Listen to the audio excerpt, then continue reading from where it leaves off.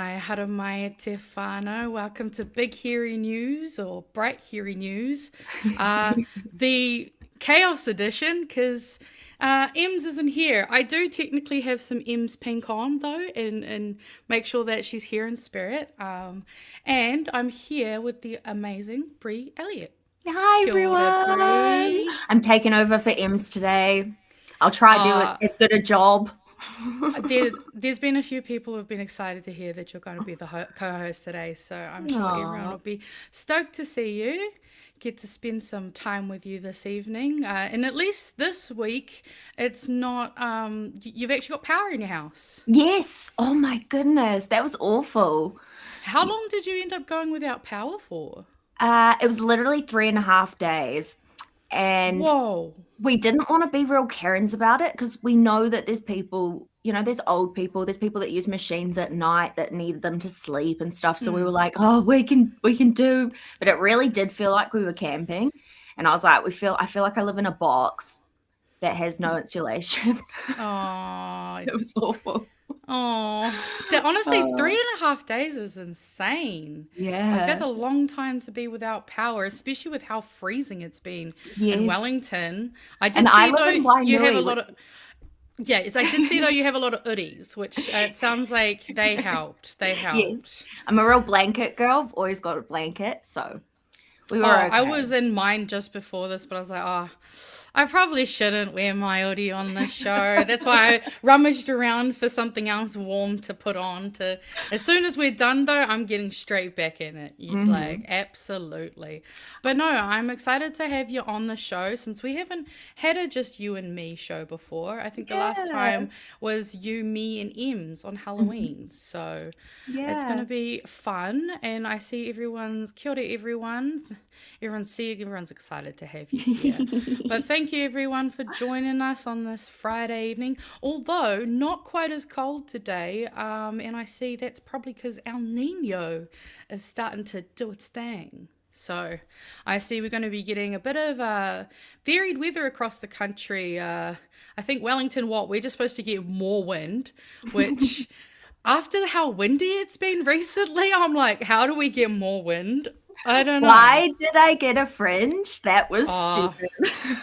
Honestly, I used to do so many different hairstyle looks when I lived further up the North Island. I used to do fun things with my hair. Now I'm just like, mate, as long as it's brushed before, and even then, sometimes you leave the house and you get to where you're at and you're like, I might as well have not brushed my hair. Yeah, that was a waste of time.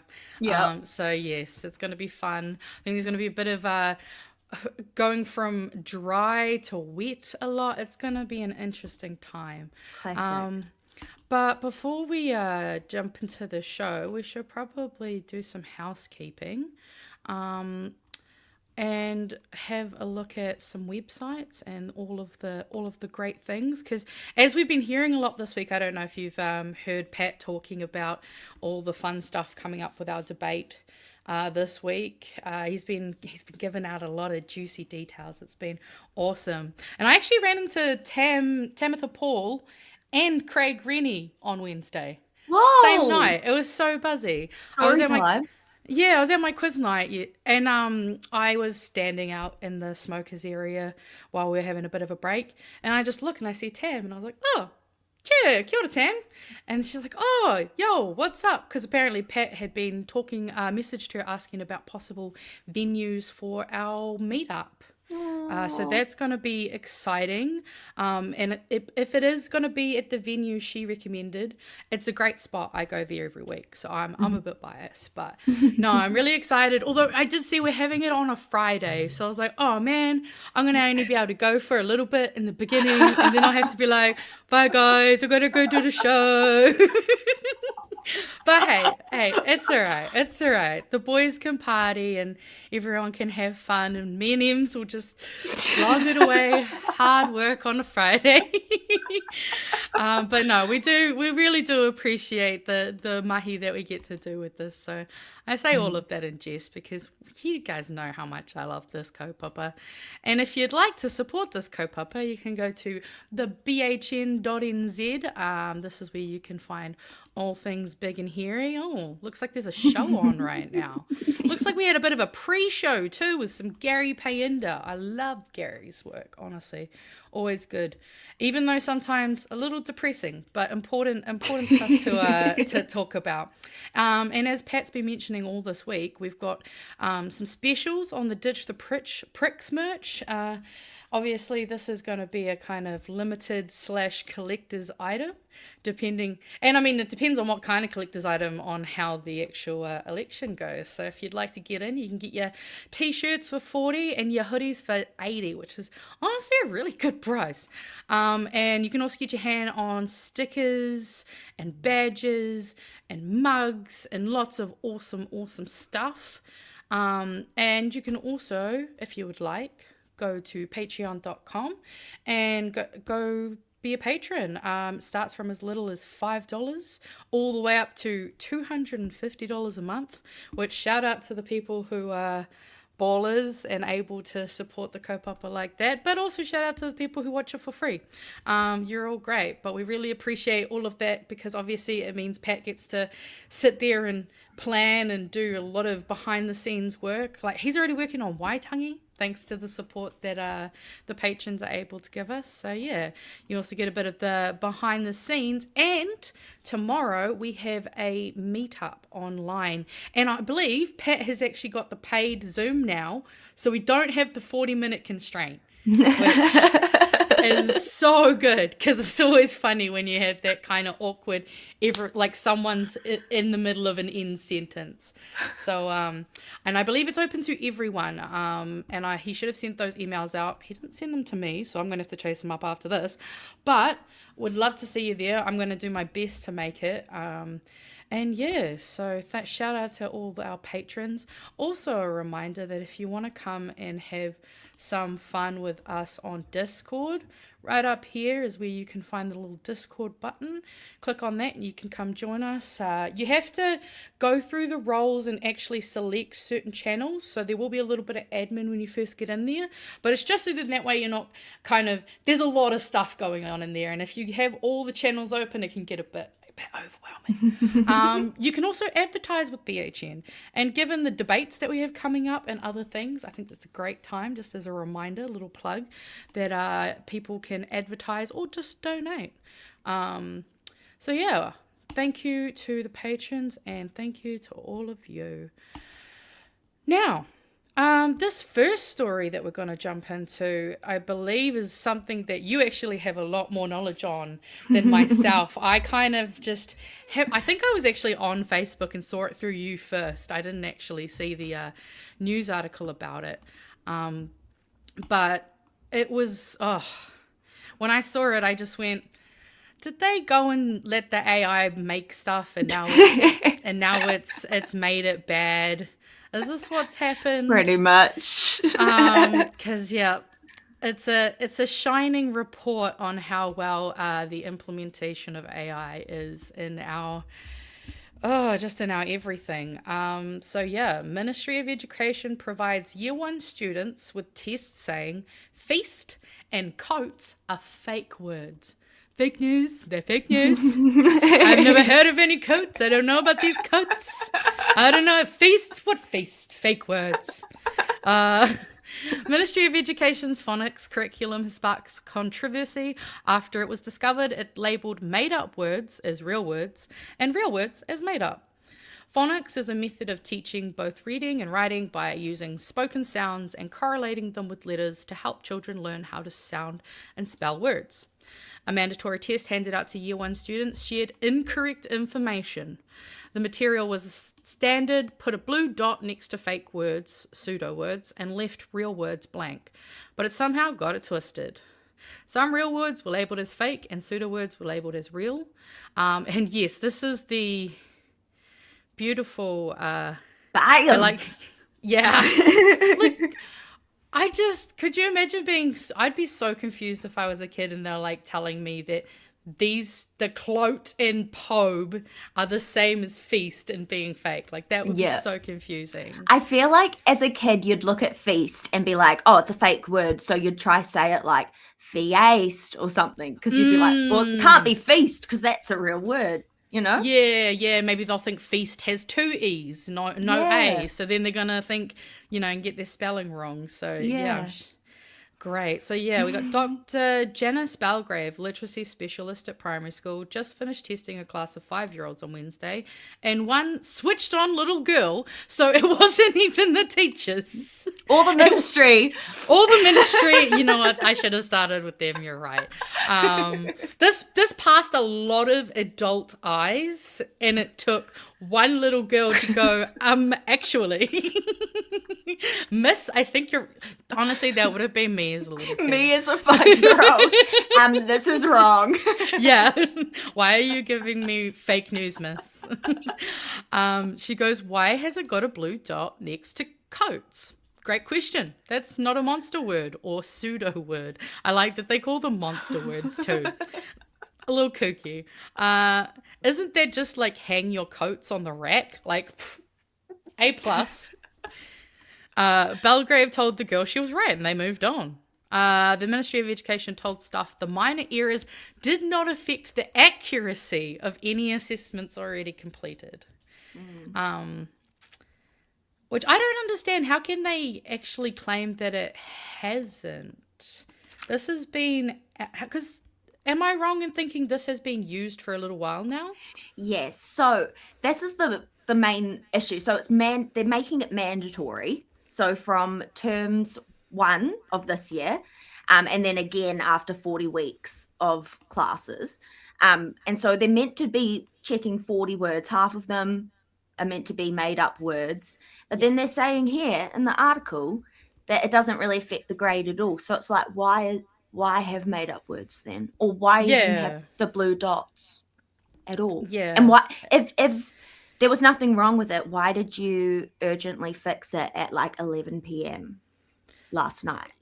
Yes. And actually, we'll look at the screenshots you put up in a moment. But yeah, like it said here, Belgrave said it was impacting the children's concentration because there's a big blue dot next to a real word and no blue dot next to a monster word. Of course, it's impacting on how they're doing. Confident children are able to carry on, but for others, it makes them doubt themselves. Belgrave has been in education for over 40 years, oh, what did it just do there? All these stupid ads. Has a PhD in early literacy acquisition and spent 3 years working on phonics with children. The purpose of the test is to establish which children are going to need more support. So if you've got a flawed test that is going to upset the child or confuse them, you're possibly not going to get the correct result. So that's a definite to affecting grades.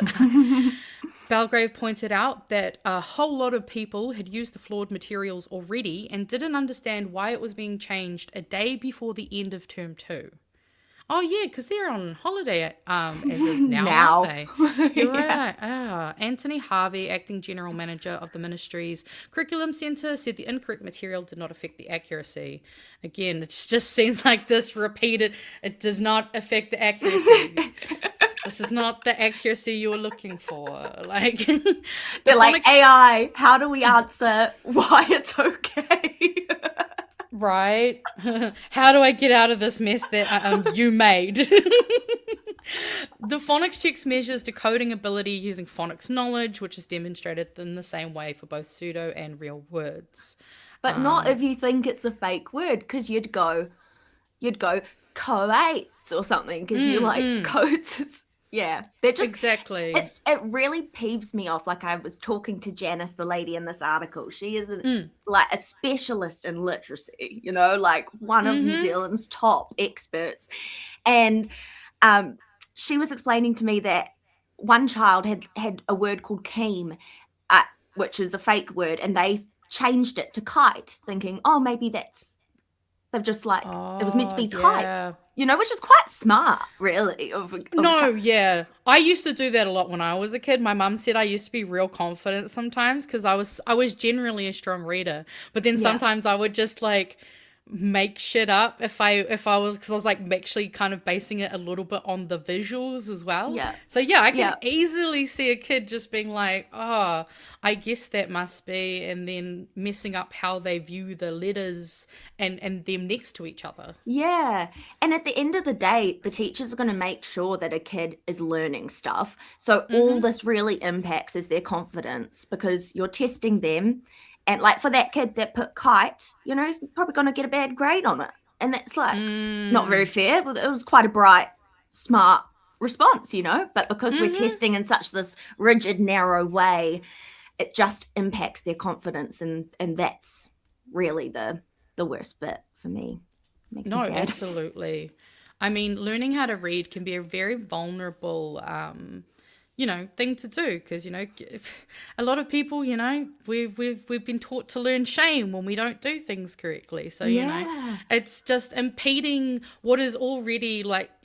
It's already hard enough with Yeah. trying to get kids to learn, especially in a age where they've been raised on iPads and have never known a life with like these 6-year-olds have never known a life. They've only existed since COVID, Yeah. It's so which is weird. so. I didn't like the way that sounded when it came out my mouth either. Don't worry, guys. I hurt myself just as much as I hurt y'all.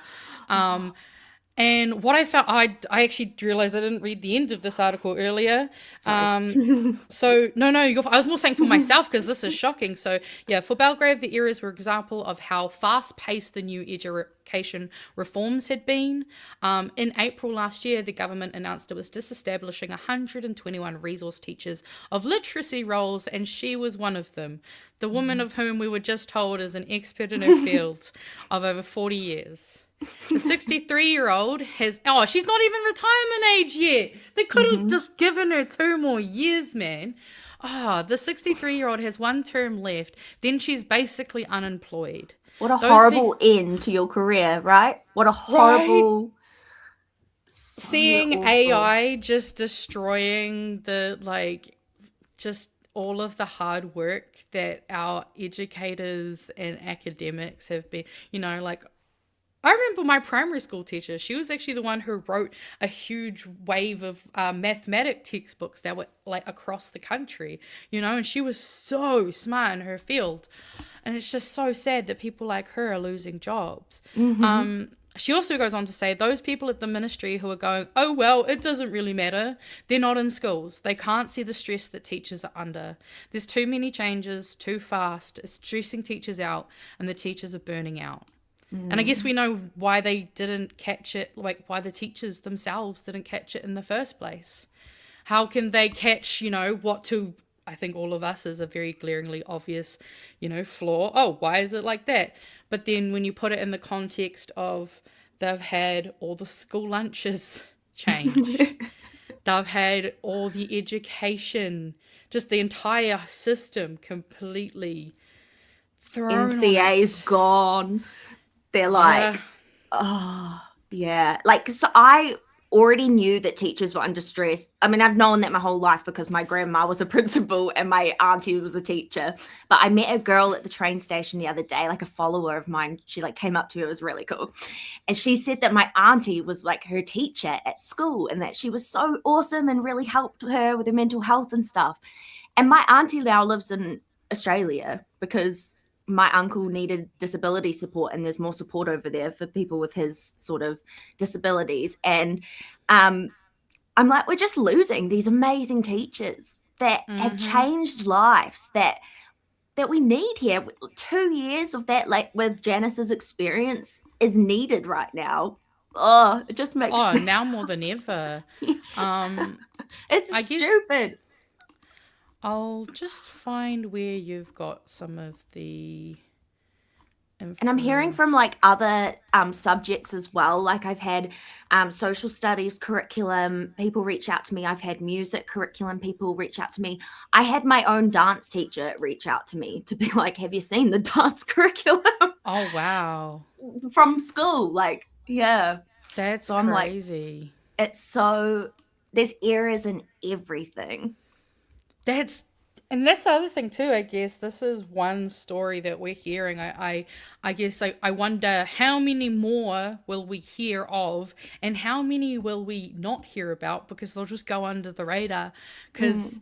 you know, there's only so many people that can string along and, keep all of this, in mind and actually even look at all of it. I'm like, can we hire that 5-year-old girl to do quality assurance for the ministry?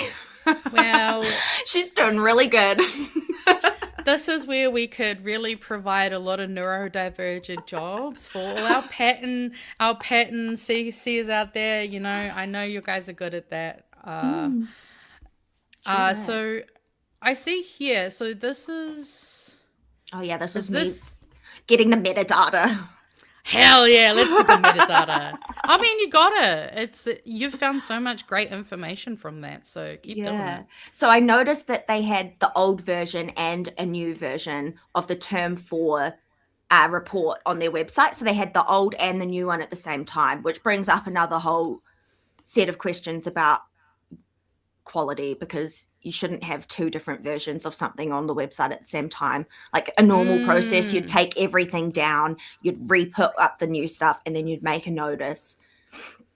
But they didn't do that. They were like uploading them in bits at like 10 p.m. at night.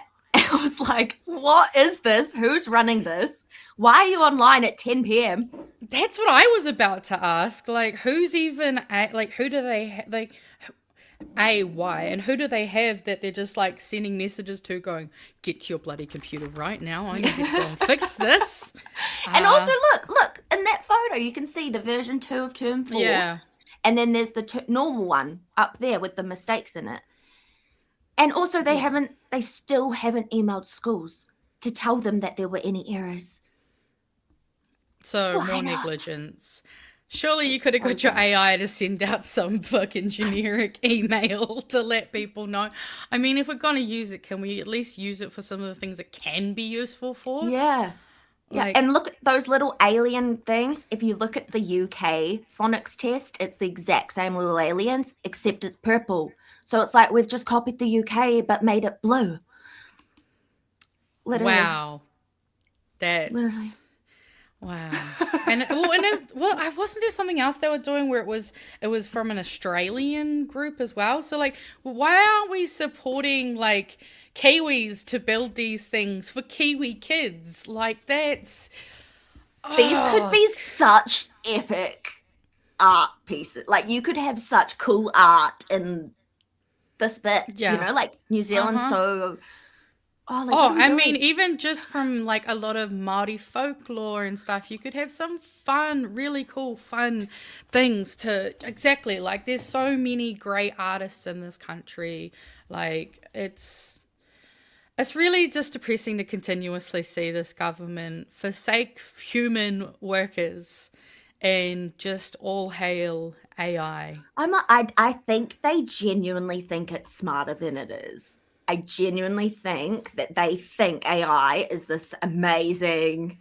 I'm like, it's just a glorified Google machine. It literally is. It's not as amazing as you guys seem to. No, I definitely think they give it a lot more validity than it deserves because it's crazy that like they're just like, it's fine. Like, it's fine. We'll figure it out. Like, it doesn't matter the effects that it'll have on these kids. Let's just use Gen Alpha as... Well, they're literally our alpha testing. They even put in that article, like, we did check it. We checked it, like, last year. And then stuff put, like, but we saw it on Wednesday and it was wrong. I was like, yeah, that's right. Right? You tell Don't pretend that you clearly didn't check over it. Yeah. And that's like Erica's little baby. So like, wow. Is this child neglect? Because I see it here, like you said. And it's that whole Keem and Bame. And actually there was a question I saw that I starred and I thought, because you know stuff about education and the likes. I mean, I have a bit of an idea, but I'd like could you answer this question? What is the actual benefit of including fake words at all? That's a good point. That's a good question. I actually think I have something from an actual teacher about this. Love that. Um, oh, Let if I can I even can give you find some it. time. Yeah, no worries. I mean, from my at least like just basic understanding, it makes sense because you want to not only teach kids how to identify the correct words, but you want to be able to identify when you've incorrectly spelled the word and know why it's incorrect. Like that's something that I think is important. Yes, I think it's because if you didn't recognize a word, you still need to know how to sound it out, like in a book. Like if you were reading, Mm. you'd still need to be like, oh, because, or whatever the word is. Yeah. And with real words, this is what is said by a teacher here, Karen. Shout out, Karen. With real words, we don't know if a child has learned the word by rote or by using phonic knowledge. So both ways are really Mm. useful, but not to the exclusion of each other. Yeah. But she also agreed in this that the main issue is like, why mark them?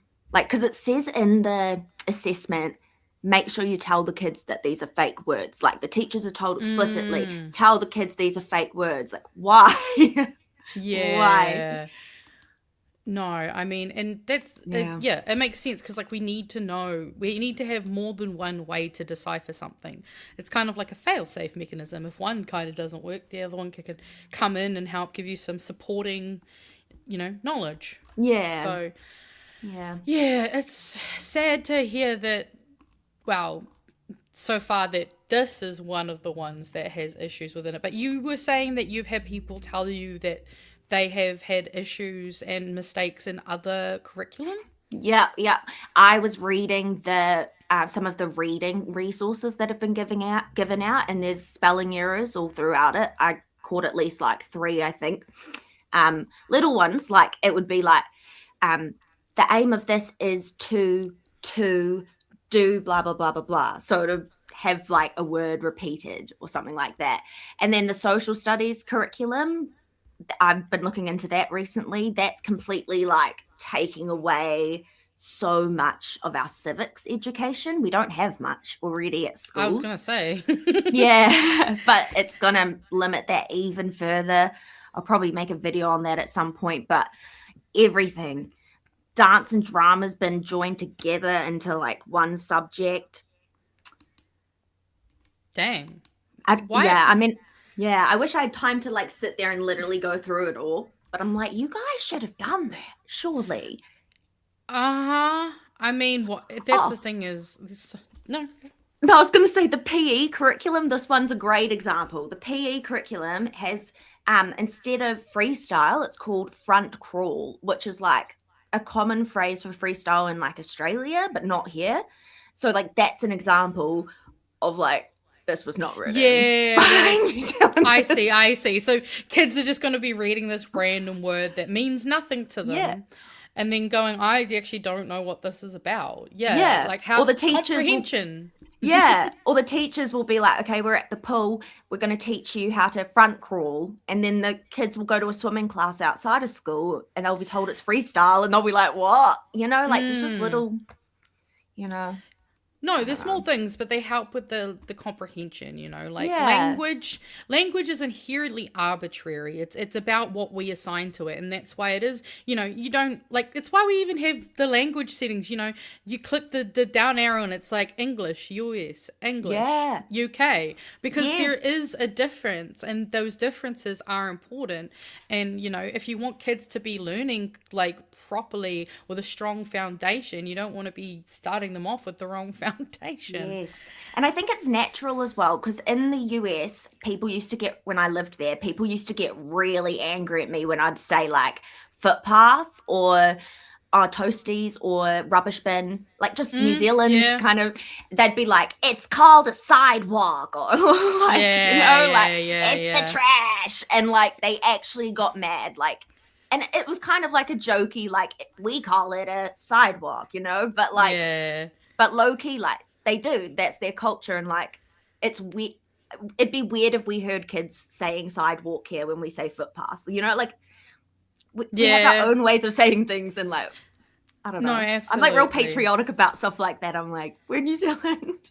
Well, it is the things that add into those small bits of culture, you know, like it's the same way that while we may share a lot of slang with Australia, we also have a lot of difference. Like you were saying before, you know, we call it a chili bin. They use well, technically, they use a shortened version of a derogatory term that we shouldn't be using anymore, but it's Australia, so like nobody's surprised, unfortunately.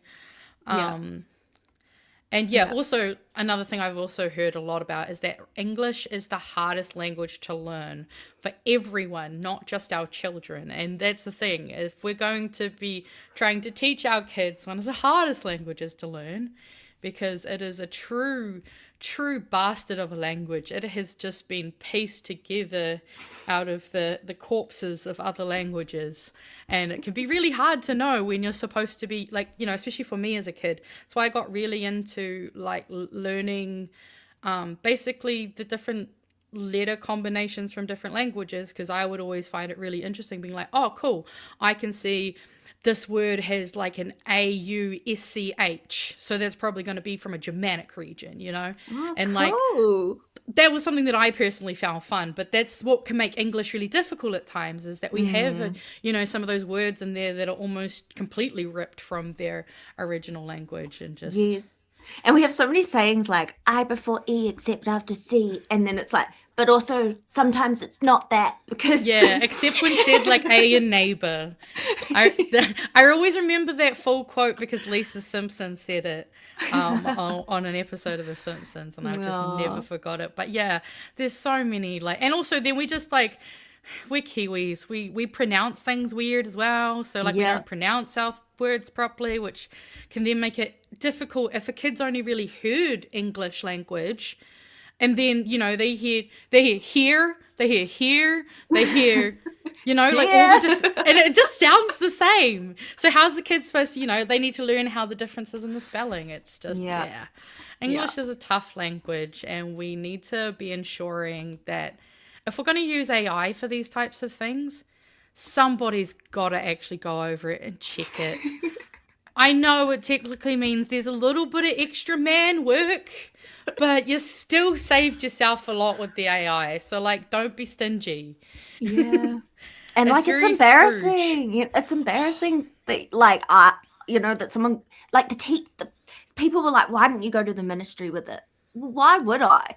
I don't trust the ministry right now. Why does no teachers trust the ministry right now? Like, they are quicker to act and less rude if I was to just publicly shame them and post. And like, that's so sad that teachers feel the need. They have to come to me. They can't even go to their own minister of education. They can't go to their ministry. They have to come to a random girl. I mean, you know, I get it. That's dystopian. Like, our educators should be, not only should they feel safe and comfortable. They won't do anything. Right? Yeah. And this thing is, not only should they feel safe and comfortable to come to them, but they should also feel like they're going to actually listen and be heard. And I feel like that's just something that's so common with this current government, is that, sure, successive governments have ignored advice, they've ignored data before, they've ignored personal submissions, but the ratio is completely off. You know, like, at least when we had our submissions process and that before, I mean, that was already kind of needed strengthening regardless, but we still had the ability for them to go, look, we hear you, we've considered these things, and they might integrate a little bit of it, but hey, we can't meet it all. Whereas with this government, you know for a fact they're just going to go, nah, I don't care. Yeah. We got a budget to stick to, and but isn't it great that we're sticking to our budget? Like, it doesn't matter that we're denying people housing, because our stats, they're where the government want them to be.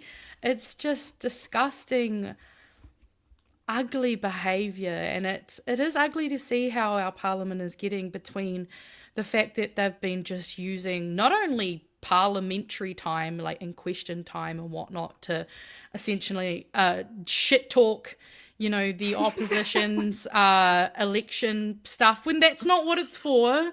There's this constant degrading language from the government side, and they get away with it. But if anyone on the opposition side says anything slightly off kilter, oh, we got to come down hard on them.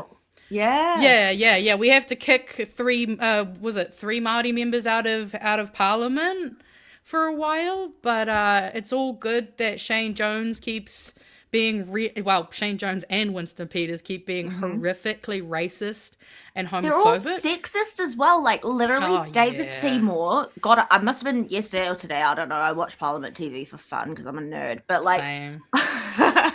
But David Seymour stood up and he was like, Chloe Swarbrick. I was like, bro, right? You are just obsessed at this point. It's giving a little bit.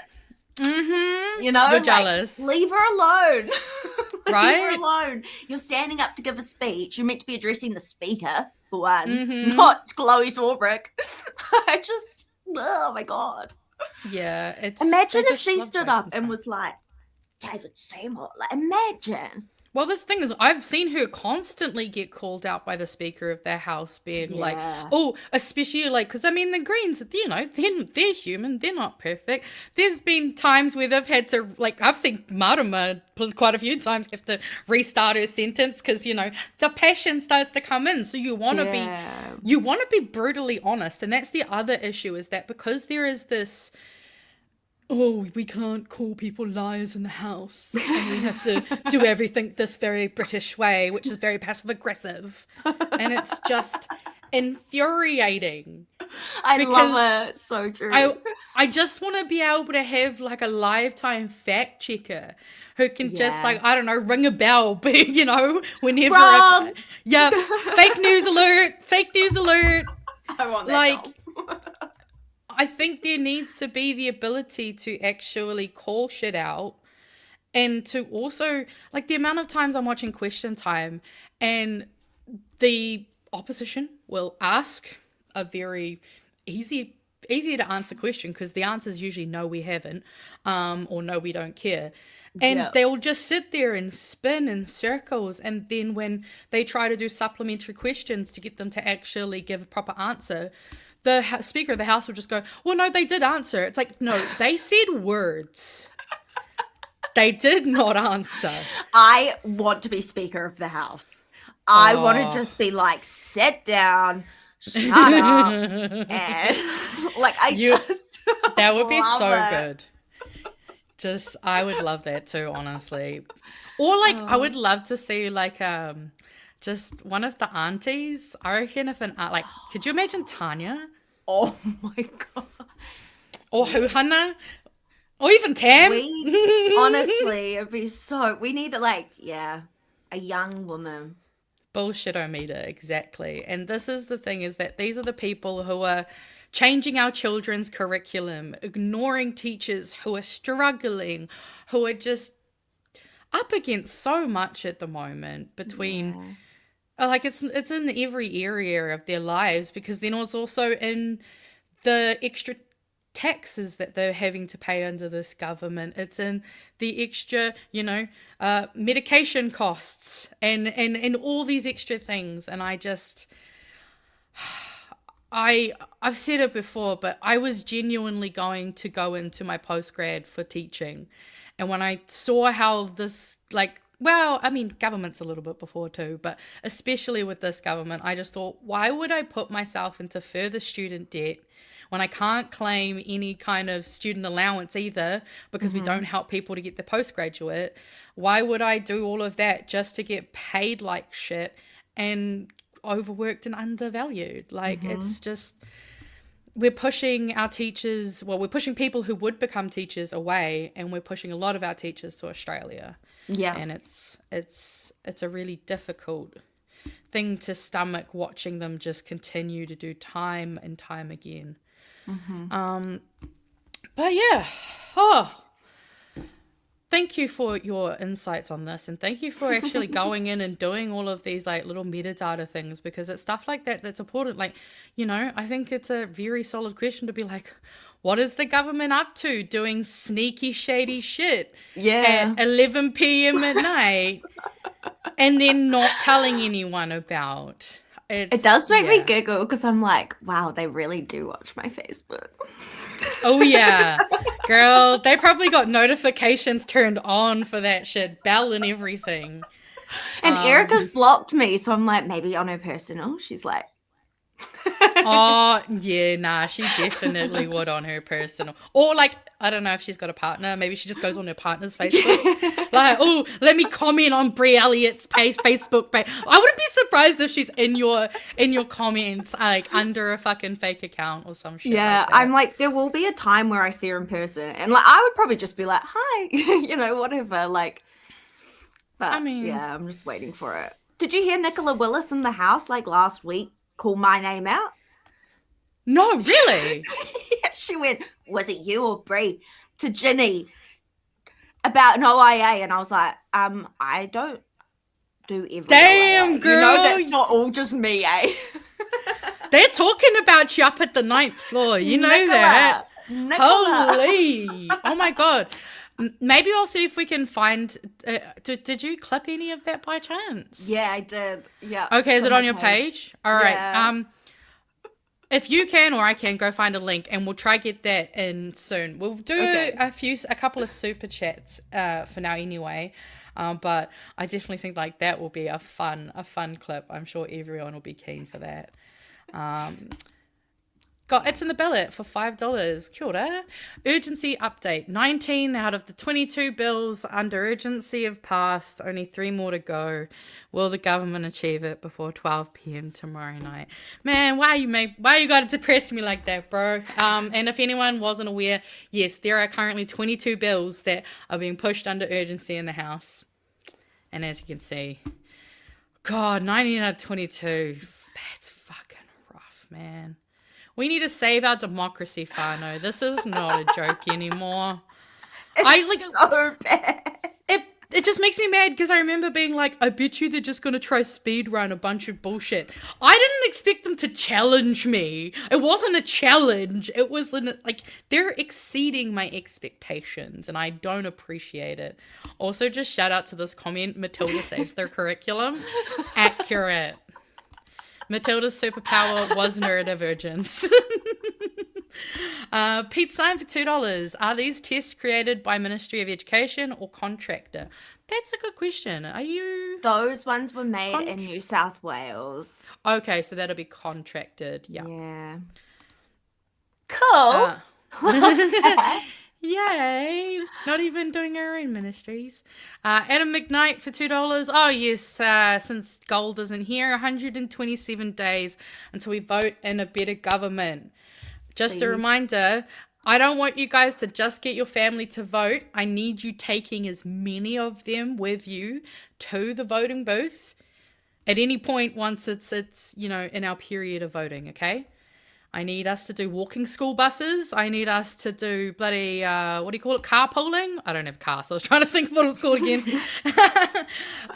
But yes, when we're seeing the stuff that they're doing and when we're kind of going into some of this next stuff too, I think that'll kind of highlight why we need to get these guys out.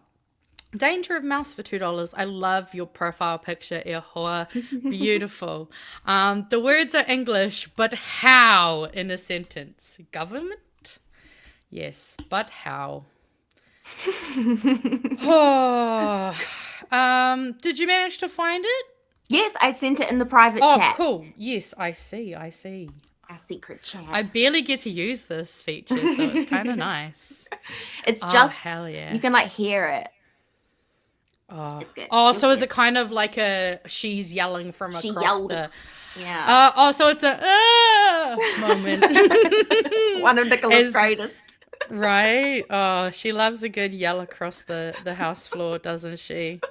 Let's make this nice and big.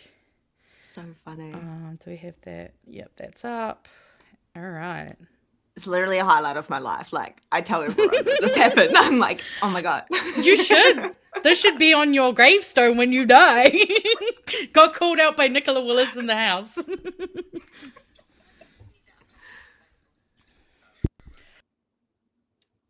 It's not shared.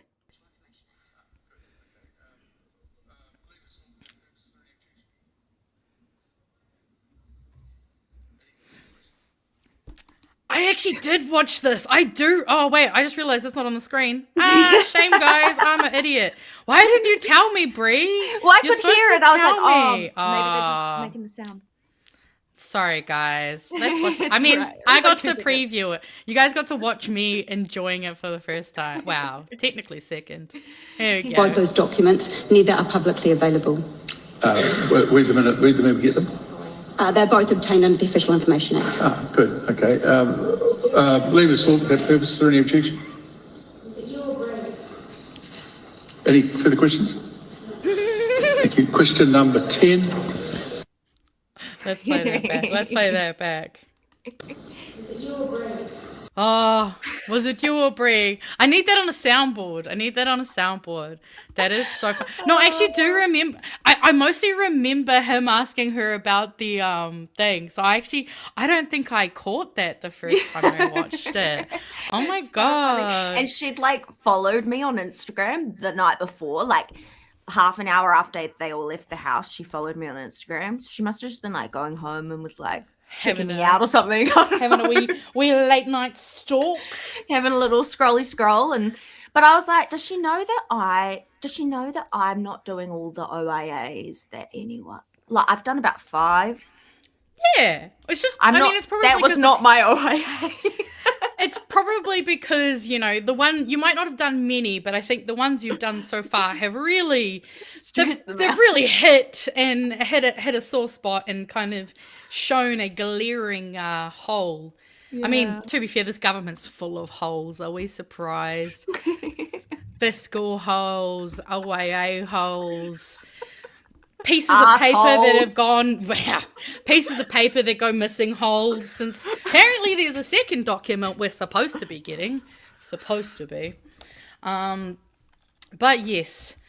Oh, I love to see this. Just glad to see young ones involving yourselves in political chat. Thank you. I love that. We're very opinionated, and I think we both very much enjoy having a space to be opinionated. It's great. And all the chat, obviously. The chat is my favourite because I'm super biased. Now, chat. I'm sorry. I'm going to have to do a sandwich, right? So we did an all right, not so great story. Then we're going to go into a really horrible, awful dive. Not a deep dive, an awful dive. And then we're going to come out and talk about some cool news and have some positive stuff at the end. We've got some memes. But I just realized I actually haven't uploaded the meme PDF, but it'll be there. And I even have a special cleanser for after this segment because I did a small version of this on Aotearoa tonight on Monday. So some of you will be a little familiar with some of this content. However, we essentially watched a Instagram reel video that had collated 32 news articles, and basically, they were all really horrific, all related to kind of sexual abuse and assault. So trigger warning if you're not able or in the headspace to listen and hear about quite a condensed amount of this topic. I would just like to say, maybe it's time to click off, come back later, or when the clips get uploaded, you can watch the first story and the last story. Well, watch the last story as its own short, But yeah, it was something that I felt was really important. And I thought, especially given, it's a non-boys show. So I think it's something that I think AFAB voices have a heavier weight in, as they should. So I thought I've spent a lot of time today collating together news article headlines and some snippets from over the past month. I actually managed to find some extras while I was looking, but so this Instagram reel was kind of talking about how there seems to be quite an awful lot of mentions of sexual assault in the news, and this is a very zoomed out version of the timeline. So as you can see, this is just a month's worth. And this is from the basically last month right up until today. Because as I was looking up stuff, more stuff had come out. So yes, I'll be honest, Whānau, it was a really hard time putting all of this together. I had to take a few breaks. I spent a lot of time on it. Didn't make it look super pretty because I just didn't have the time. But this is kind of what I'm calling the timeline of horror. So we've got North Harbour Hockey Association, teens shocked hockey association, failed to report serious complaints to police. Sarah's father told the Herald he was fuming that his daughter had to go to police without the North Harbour Hockey Association support. I'm pissed off. I wish I could use a better word, but angry is about it. They also failed to make any attempt to contact parents or alert the wider hockey community. This is an association built to serve and protect its community, yet that very community has been left entirely in the dark. Having my daughter look at me and ask me why the adults in charge couldn't just act like adults infuriates me.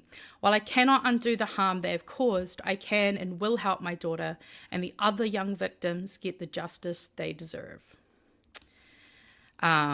Which currently this one's under investigation and there's name suppression. And so we've got former Kaitaia teacher sentenced for indecent acts on child. Snells Beach school pupil approached by stranger in van and offered lollies, which I thought we would have been a bit past the old... I'll be honest, fam, when I saw this one, I went, they're still doing that approach. And unfortunately, it seems my snippet has... some of them have moved around. It was a young boy who was approached by a woman in a van, which I noted as, there was only one woman mentioned in all of this, and it was that one. I was just going to say, like, a week ago, maybe, I got catcalled. And it's been, like, the first time in years that that's happened. Damn. And I was like, I don't know what's going on, but people are feeling more comfortable saying the R word. They're more comfortable catcalling. They're more comfortable saying horrible things to people. Like, it's, I think it's this government and the way they speak and the way that the media covers them. It's just making people horrible. No, I do agree. I think, like you mentioned it before, that like the way they speak, the misogyny that is so prevalent in the house, like we all know that misogyny is one of the core drivers of this like horrible violence that we see. And when we've got, you know, the leader of the ACT Party, who's the deputy prime minister of our country, protect Tim Jago, a convicted pedophile, and not actually help the victims when she reached out and just told them to get a lawyer. Like, absolutely horrific. And like, I do agree. And he texted a lady telling her that she'd just had a beating.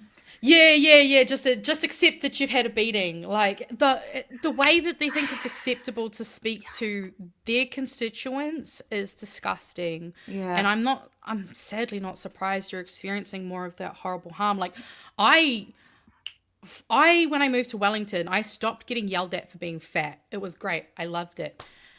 Only recently in the last probably year and a half, 2 years, I've had 3 incidences of people like actively yelling out their cars or like walking past me and saying horrible things about me just because I'm fat, which like, I mean, I've had it ever since I was a kid. I can handle it. But just the fact that it's happening it shows a culture change and I think shifting. I feel like we were past all of that, eh? Like it genuinely we were getting there. there. And I think the problem is this government has kind of, not only have they put a halt on the progress that we've been making, they've been actively trying to push us backwards as well. And yeah, Papamoa man, Michael Gray Kippick, sentenced for possession and distribution of objectionable material. He sent a link that had 216 files depicting child sexual abuse imagery. He also tried to get leniency because of the damage and harm it would do to his wife and his kids. As if he's not the one that did all of that damage. Like, Hamilton, a doctor, William Bill Reeder, jailed for sexual abuse of 3 girls over decades. She told Rita he had not only stolen her past, but also her future. And what I found disturbing as well is, according to the Health Pages website, he ran an integrative medical clinic in Hamilton at which he provided a range of options for chronic conditions for which no suitable or acceptable mainstream option is available or successful. Meaning he was working with some of the most vulnerable in our communities. And they couldn't go anywhere else. Yeah, and I mean, especially like in Hamilton, you know, like Waikato Hospital, you know, there's specialty stuff. A lot of people have to even get shipped, like, you know, sent around for these things. So, like, the fact that he was in a place where he was like that, and these are two quotes that I thought were really powerful from his victim. I genuinely cannot remember the last time I breathed easy. I am under relentless stress. There's no part of my day where I feel safe. And she, suffers from chronic anxiety to the point where she's like vomiting. It's horrible. Still going. This first column is only, I think, up to the 20th of June. 70-year-old who groped girl on 14-year-old girl on a bus, placed on child sex offender register. Auckland relief teacher David Howell, sentenced for indecent acts, faces deportation to the UK. Kaikohe man Mitchell Neild, jailed for 7.5 years over child sex offences. There's clearly not like enough consequence to, not that like a consequence should stop people doing this stuff, but like if you know you're just going to get a flick on the wrist and get let go. Oh, no, like, I mean, they know that they're going to get away. And I think it's not just about that there's not enough consequences, because I absolutely agree. We'll see some of the sentencings that have been handed out. It's grim. But it's also the fact that we need to be doing more preventative education. We actually need to be looking at how we're socializing our humans, because clearly the way they're being socialized right now is creating a very, very horrible pattern, and one that is an open secret in this country. Like, to be completely honest, I feel like almost every single person I know knows someone who has been harmed by a family member and no one has done anything about it or have actively tried to stop them from making a complaint, because you can't do that, they're your family member, that'll ruin their life, as if the victim should be feeling sorry for the perpetrator. And I think it's something that we as Kiwis should be more shameful of, so that we can actually just do something about it. Because I am sick and tired of year after year just seeing this stuff consistent. And it's also getting worse now, because we do have this age of pornography that is training, that people are using as education, and that is creating a lot of issues as well. I also think like in primary school, when they separate you into female and male, well, that's what it was like back in the day. Yeah. And they would like make the girls all learn about their periods and the boys all learn about others. Like that kind you of can't thing learn is about not the helpful. other. Yeah, absolutely. And I feel like that's where the bad stuff all came from. I remember we got given pads, and the boys would chuck the tampons into water so that they'd blow up, and then they'd all laugh, and they would rank us in a list of 1 to 10 of who was the hottest and nottest, and like that kind of stuff.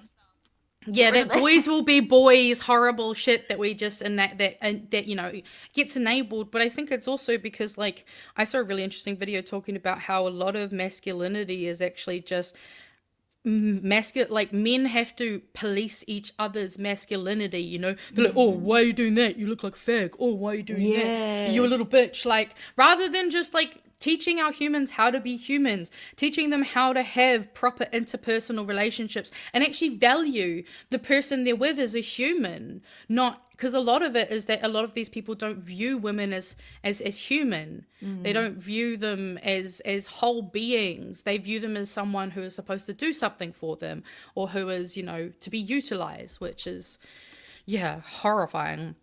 And then, like, it doesn't even stay inside New Zealand. Like, so apparently, I didn't know this, but there was a New Zealander who was a cabinet minister in the UK. And so it says, cabinet minister union attack New Zealand John Edwards after he quits as UK privacy czar. Liz Kendall has lashed out at the New Zealander, who resigned his position at the country's top privacy watchdog late yesterday. I've seen evidence of the vulgar and highly sexualized language that was used in his interactions with his staff, and I'm extremely concerned that he continues to describe these incidents as misplaced humor. The most Kiwi fucking excuse of all. What's he saying it was to just them? a joke. What's he saying to them though? Like, Well, that's I mean, weird, dude. I have an idea of kind of the sick, gross jokes. You know, it's that real ladsy, horrible, like, Suits lawyer type, you know, like smacking their PA's asses and calling them baby doll and just that horrible Aki business. And so that's up until the 20th. We're still going, whānau. There's a lot to get through. This is going to be the most news we'll probably ever fit into an episode of BHN. So now we're from the 21st of June. South Island cop charged with dishonesty accessing police database to search rape complainants info. One of the charges is for accessing the investigation management tool database to search information related to a sexual abuse complainant. The other charge is for dishonestly accessing the police's national intelligence application to gain information on the same complainant. And I'm going to make a very big assumption, and this is an alleged assumption here. This is my own personal thoughts. I mean, this kind of behavior and action, you don't do these things unless you're the person that this person is complaining about, or you know them and you're friends with them. And considering what we've already seen coming out of the police force in terms of sexual assault, this just adds another nail into the coffin of there's a systemic rot that needs to be dealt with. It's so gross. Like, why would anyone report their sexual harm if the police are just going to have access to look at what if I had sent in evidence because I had managed to capture it on video and then the police are going and watching that to get on like, that's insane. Oh, bro, I hadn't even fucking thought about that. Oh, makes me sick. Oh my God. And then we're giving them more powers at the moment as well. We're like, yeah, let's just give them, screw the firefighters, but police force? No.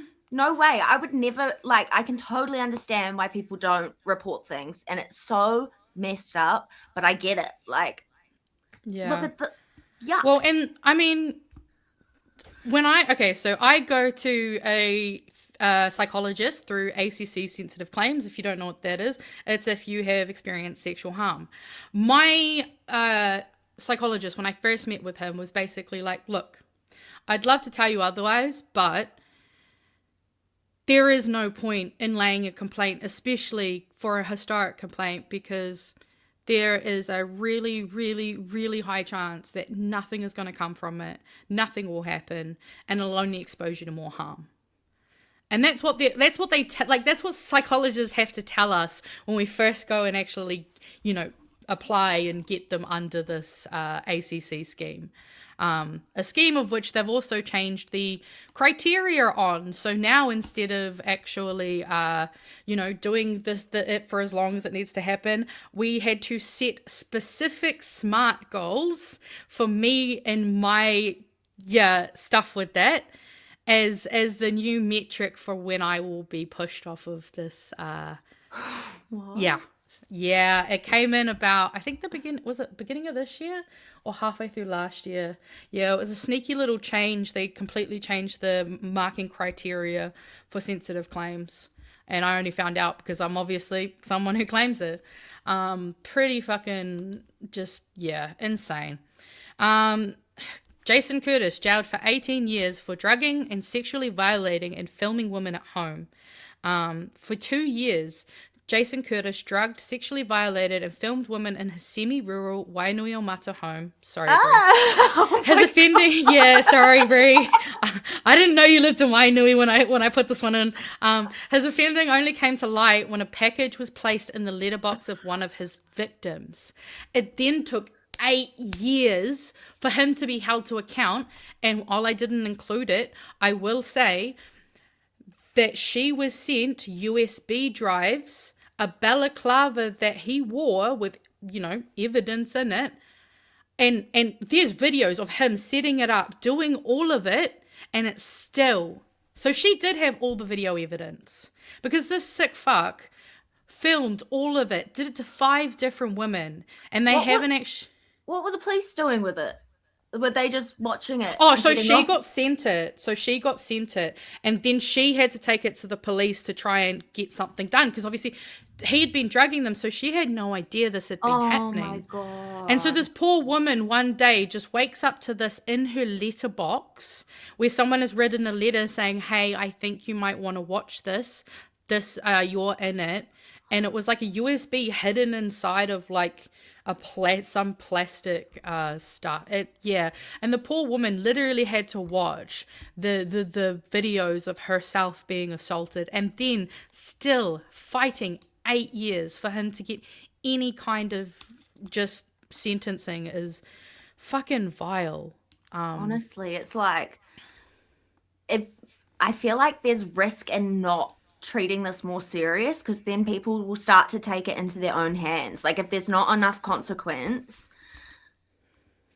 I don't know. That's so messed up.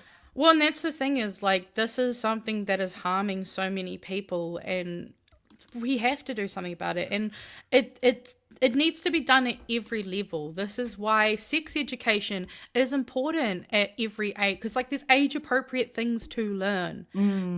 There are so many skills that little humans, and so that they can develop into big proper humans.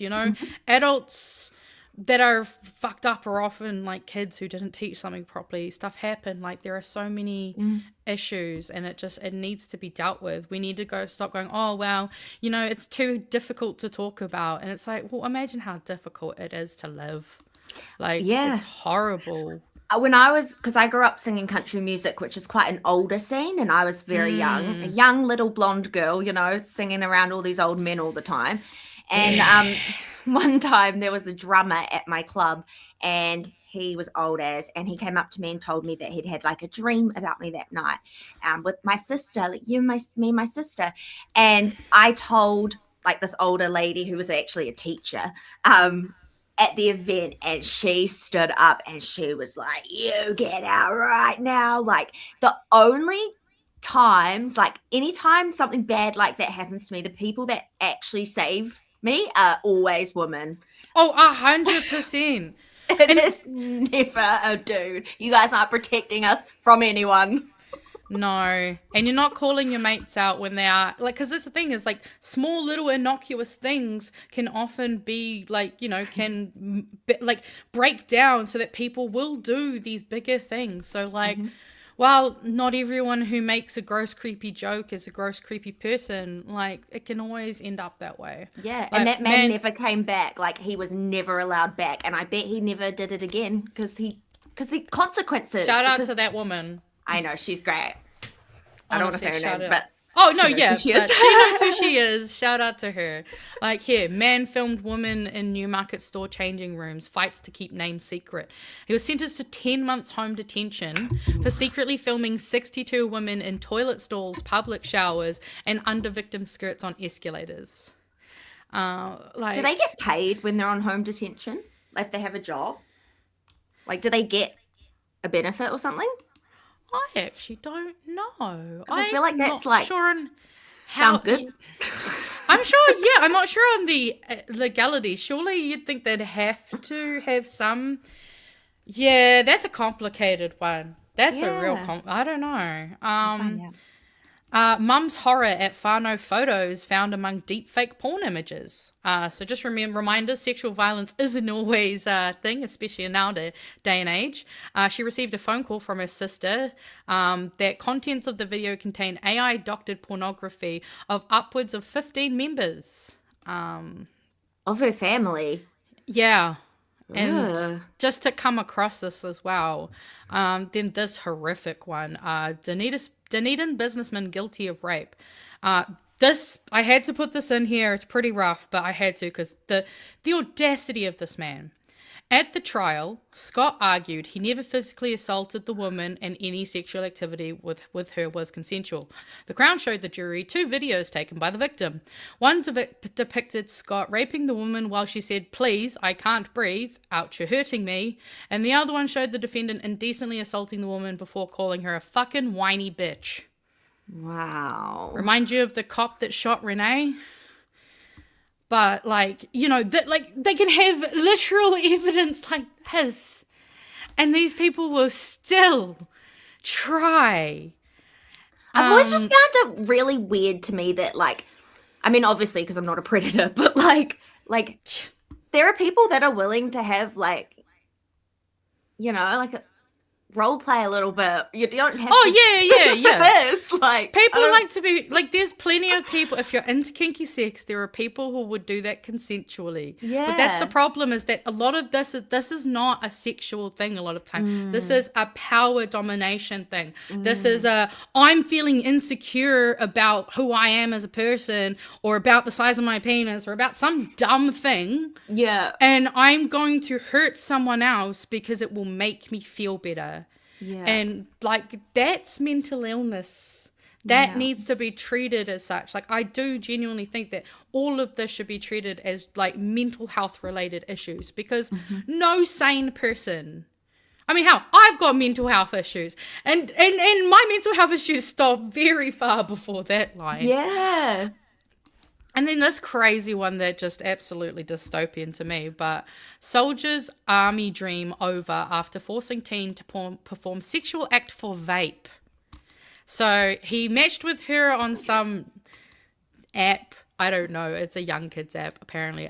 He told her to buy a vape pen in return for sexual favors and arranged to pick the victim up 3 days after her 15th birthday.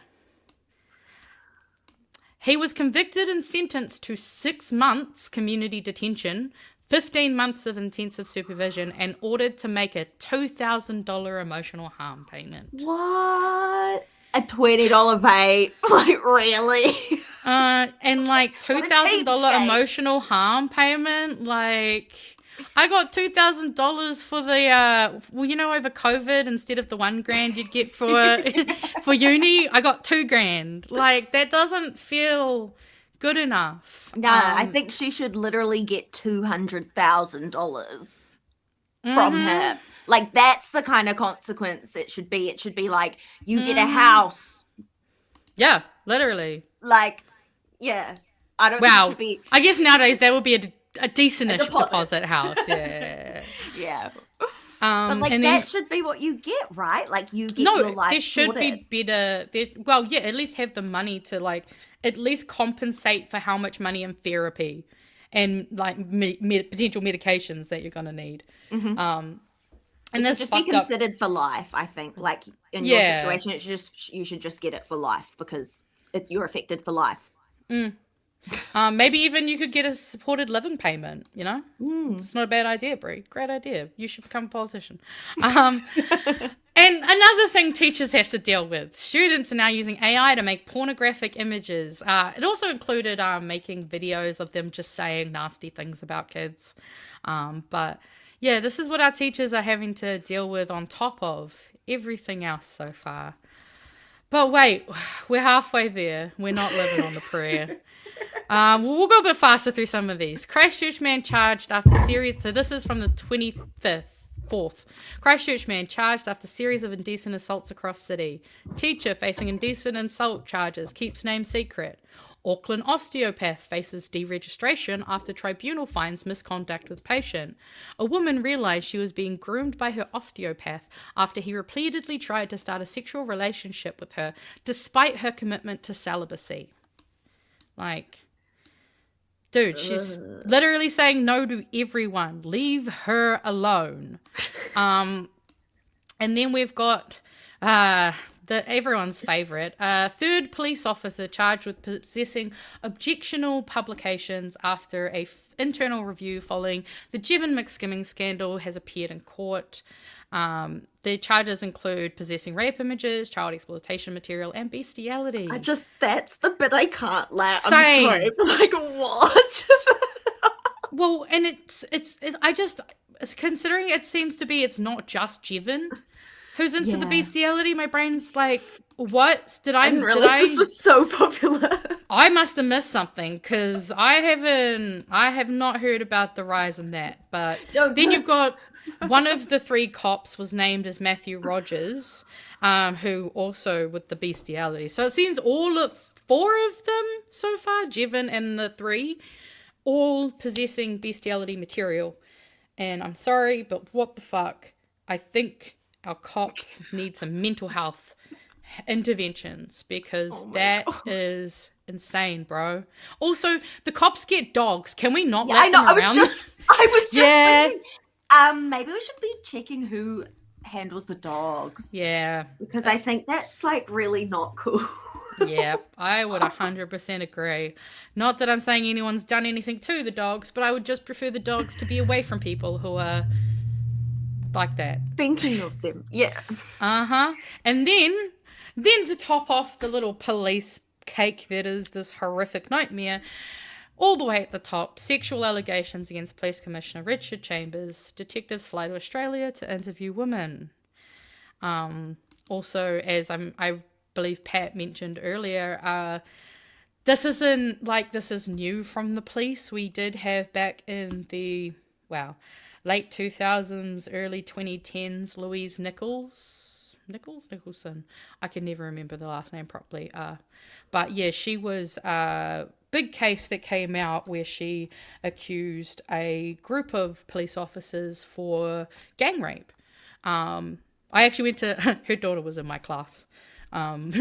So yeah, I remember when that was going down and it was horrible. Like the amount of time, like the main reason I knew my, classmate's mum was that person was because she would end up just breaking down in tears in class because obviously, how hard must it be to learn that your mum went through something so horrific, but then to also have the entire country be talking about it, and then it just dies back down again, and then now after all this time it's just the same stuff kind of resurging, and it's so frustrating.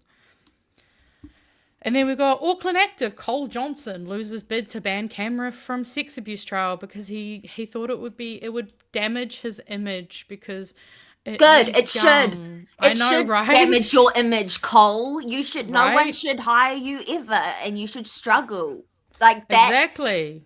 That's called social consequence. I'm just like, this makes me angry.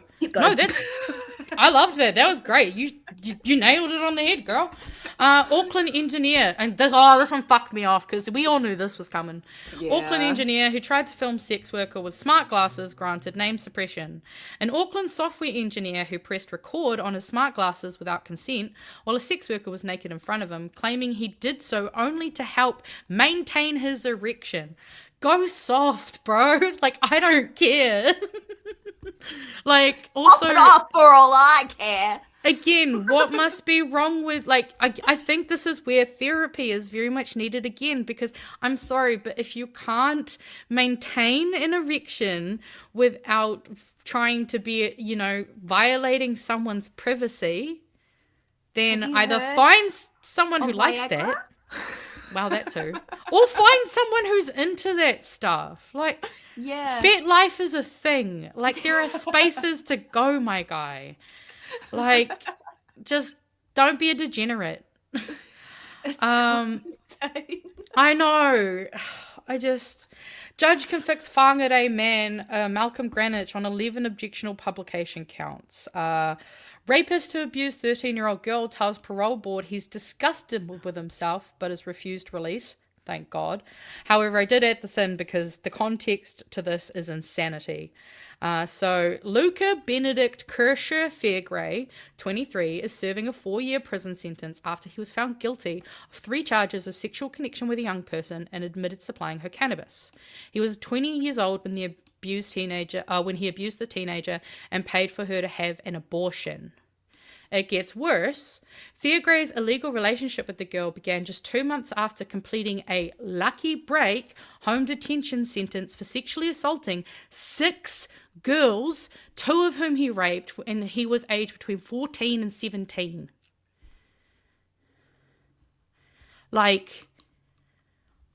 This kid needs help. If you're doing this from the age of 14 and at 23, like, but this also goes to what you said, if there are not enough consequences. How can someone end up, because he obviously thought, cool, home D. He, like you said, he probably got a benefit or some kind of, cover for his... Oh, Legit, girl. just lockdown. No, fuck. Like, after COVID happened, I was like, we're literally just putting rapists on lockdown. Like, that's literally their punishment. We're like, yeah, you could just stay home and not have to work for like... You can watch Netflix. Yeah. Oh, and I love how Christopher Luxon's trying to act like it's our young people who are sitting at home on their PlayStations doing nothing, when it's fucking predators. Or not even old. This is a 23-year-old kid. Yeah. He was on home D around the age of 17, 18. Like, absolutely vile. And then you got therapist charged with a decent assault at West Auckland Clinic. Senior detective, this one fucked me off too. Senior detective used police access to escort convicted sex offender son from I heard court. about this. Yeah. Yeah.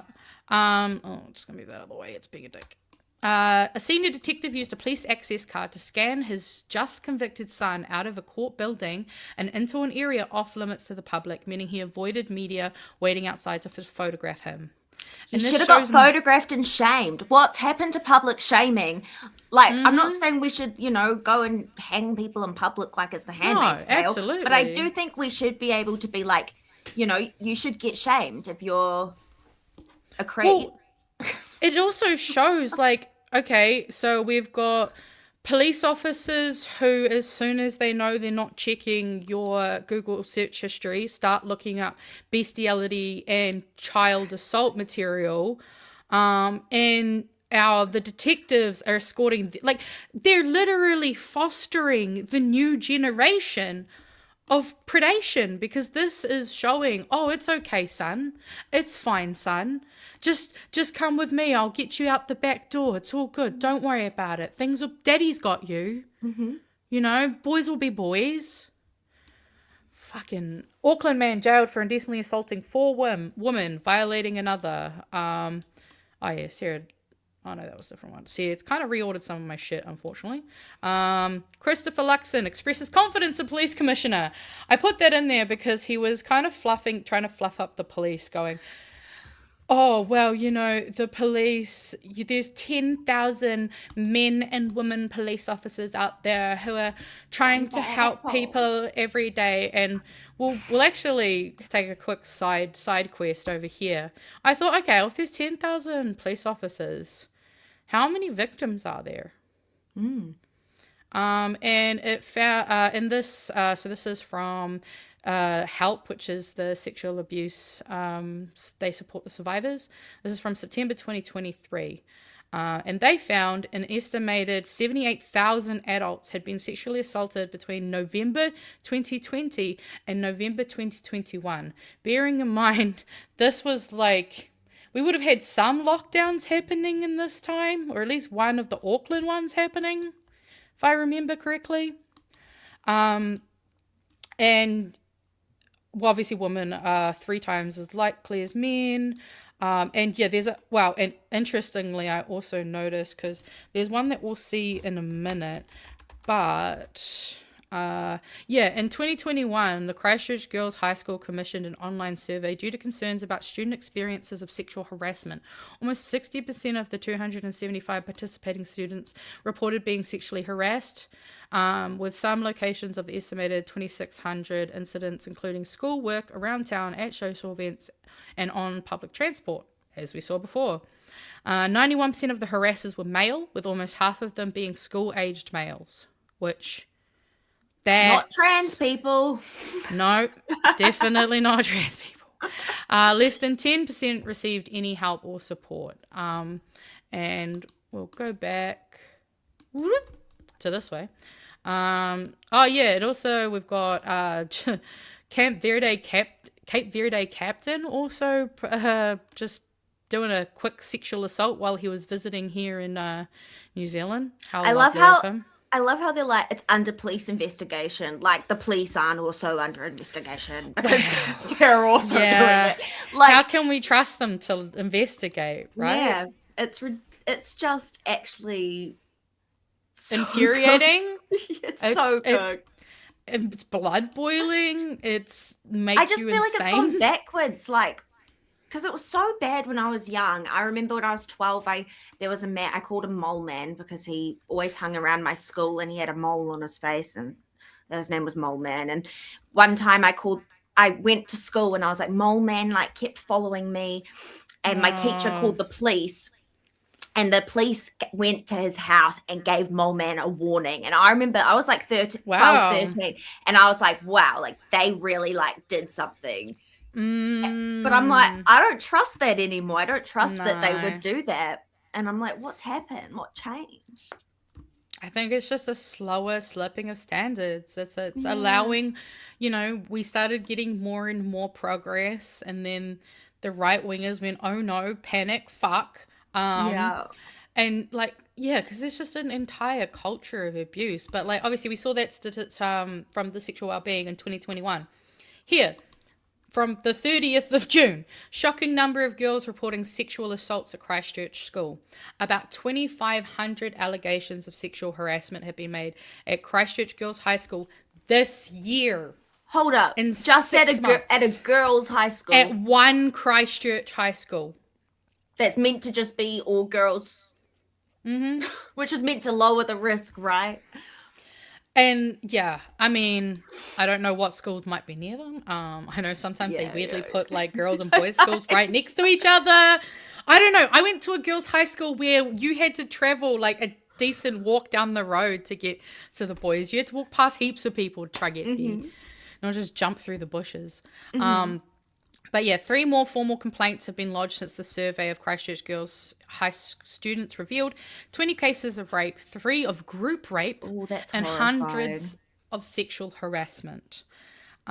Which, yeah, again, it's horrifying because they actually noted in this article, like, this is one school in Christchurch. This isn't all of the schools in Christchurch, let alone all the schools in New Zealand, let alone all the schools in the world. Thanks for the existential horror from that article. It's fine.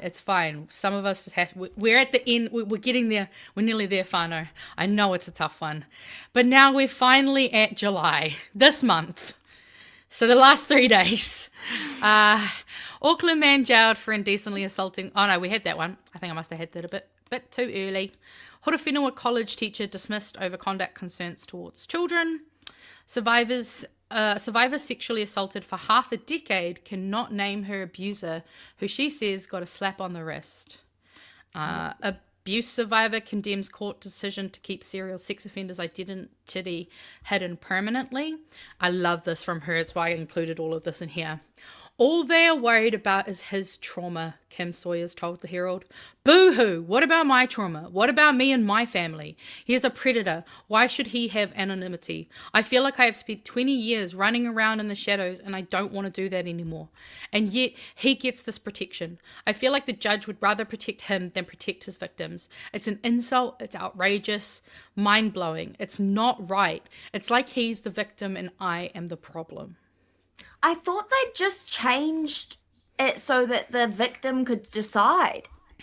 So they've changed the criteria on what they kind of consider at parole hearings. So they made it that they can no longer essentially get credit for being like, for having achievements or being like any notable. Right. So before they used to be able to be like, here's all my trophies, sir. Please don't give me as harsh a sentence. So that has been changed. But they can still like have their name suppression even yes. if that's so messed up, man.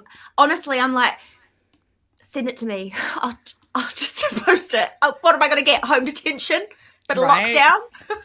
Maybe you can we'll have to reach out to Kim and just be like, hey girl, give me his name. I'll do it. I'll do it for you, girl. That's what people will start doing though, right? Because it's going to get ridiculous. Like, well, I mean, they have to come to you to be like, hey, can you please tell someone that the education curriculum's all messed up and got errors in it?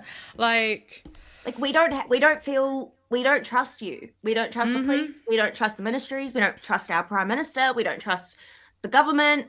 What? And we're not being given any more reasons. There's nothing that's instilling any kind of, not any even a form of faith. review. Not even a Well, review. and even then, can we even like who's doing the review? Yeah. It gets The to a point police. where you can't try exactly who are they using? We need some hella third party. And Jaden Meyer sexually assaulted teen girls hours after bail release for other offending. I remember that name. So Gen Z must have shamed the heck out of him because I remember that name. And a driver who filmed sexual assault of woman in backseat was jailed. But yes, that's my picture, Whānau. That's 1 month. After I finished this and I looked at it, I just went, oh dear God, could you imagine what would happen if I tried to do a whole year? This is why I don't leave the house.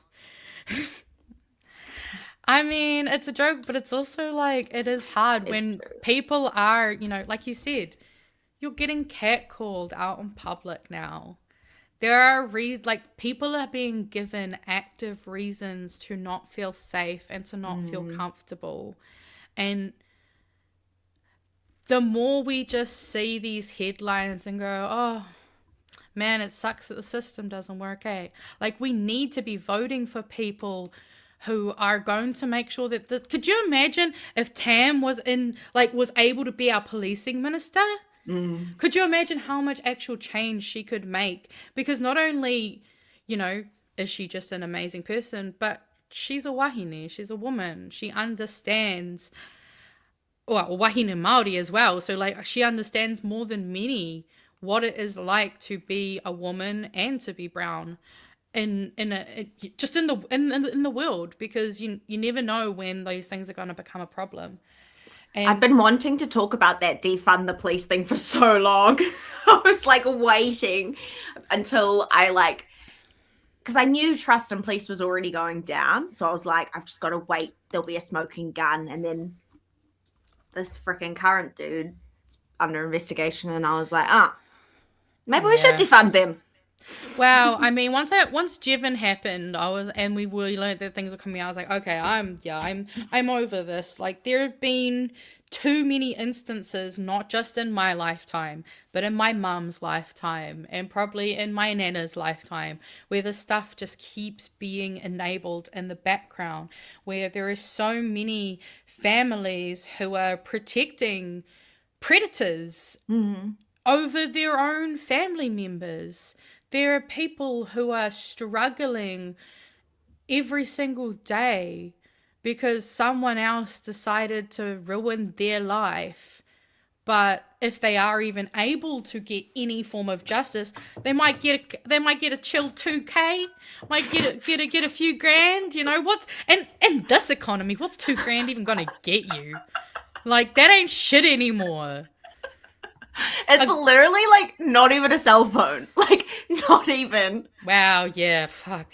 And I mean, it's definitely not any fucking computer parts, that's for fucking sure. Yeah. It's ridiculous, and it's just frustrating to consistently see this stuff not making bigger headlines than it does, because that just further enables it. It kind of keeps it hidden under the surface.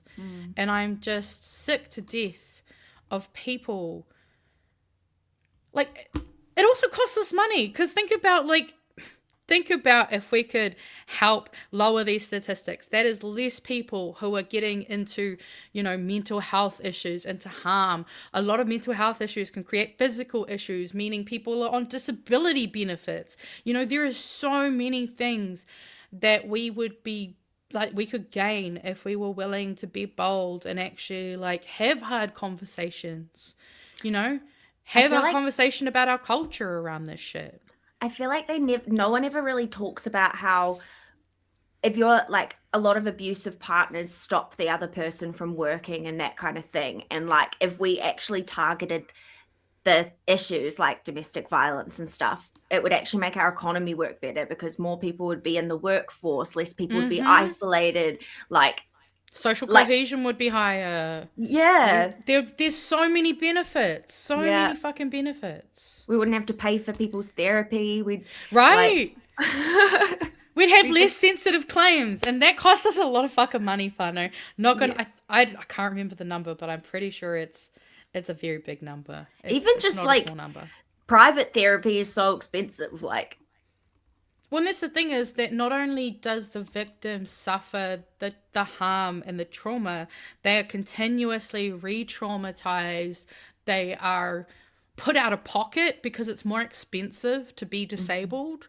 Like, there are so many flow-on effects that not only does the victim suffer more, but then, like, I think there was one I didn't include a clip from, but one of those predators, I think it was the one who assaulted 4 different women, while he was on bail, he just went to Disneyland. Just chilling, having a good time, while there are 4 women whose lives he's destroyed. And it's just... That is a mentally ill person. You can't tell me you can go to Disneyland and just have a good time knowing that you've caused so much harm to someone. Like, I don't know, maybe it's just because, like, I'm not a total piece of shit. But it's just wild to think that there's people out there that, like, just do that kind of thing and they just live their life. Like, they don't think, oh wow, everyone has one life just like me and I should really try and make life as easy as I can for other people. Yeah. Well, and even just the fact that people are doing things like, because, like, a lot of, like I was saying before, is that a lot of this isn't because they are just horny and wanting to get their end away. Like, masturbation exists. There is a reason they do something that is rooted in violence and the taking of someone's autonomy. You know, like, that is a very, very precious thing. Your autonomy is one of the most sacred things that you can have. And when someone just takes that from you, you know, that completely rewires your brain. It teaches you not to trust. And it's just, it's something that those people could just go to therapy to deal with rather than taking it out on someone else and doing this harm and violence. Go to fucking therapy, bro. Like, it feels like it's just that simple in some ways of, like, it's like way more deal tough with your problem. It is. And that's the thing is, it would be so much more manly and brave to actually go, you know what?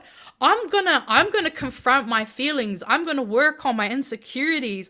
I'm going to actually have a really hard conversation with myself about, and not just go, oh, I'm a bad person, this way and this way. Go, look, these are where my flaws are, and I don't have to let that drag me down and bury me. I can let that be the motivation of why I want to change, because at the end of the day, we only have one life. And do you really want to spend it fucking miserable? Because I know I don't.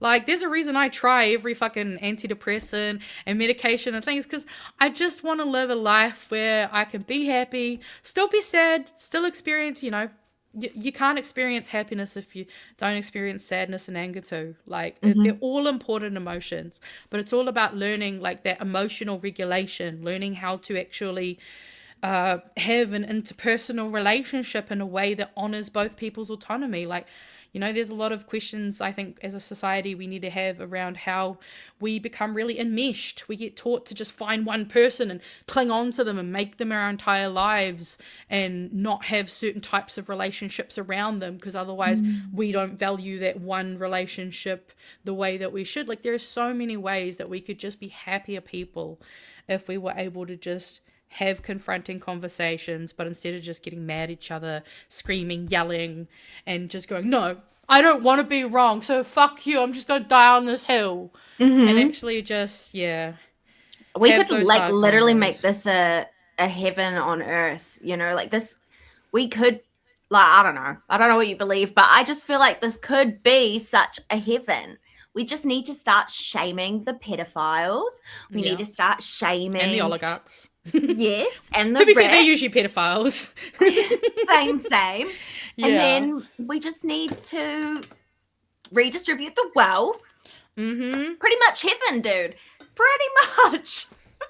Like, Again, doesn't get collective better. resources, whether that be financial, whether that be emotional. I mean, I think it's why, like, for me, this community we have here is so important, because this is part of the doing things to, like, not just be in these horrible negative bubbles that, like, the fucking social media algorithms have kind of curated us to do. Like, it's about getting out into the wild, you know, running into Craig, Rennie, and Tam, and not just talking at them through the fucking webcam at home, I or actually going think, to events. I feel like these kinds of conversations are so important. Like, I did a whole speech on how I think gossip is like the key to this AI world. Like, in a world of misinformation, the best thing we can do is talk to each other.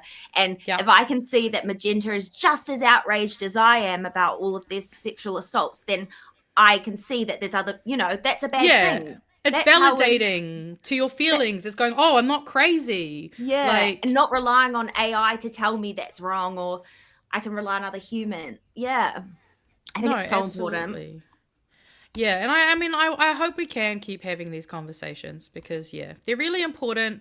And I appreciate everyone for giving me your time in my presentation of horror.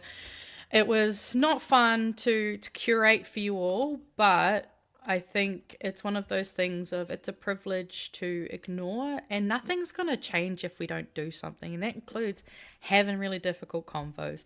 And as promised, I have come with cleansers, Fano. Don't you worry. I have come with cleanser. Bro got some new slippers. Me when I get new heels.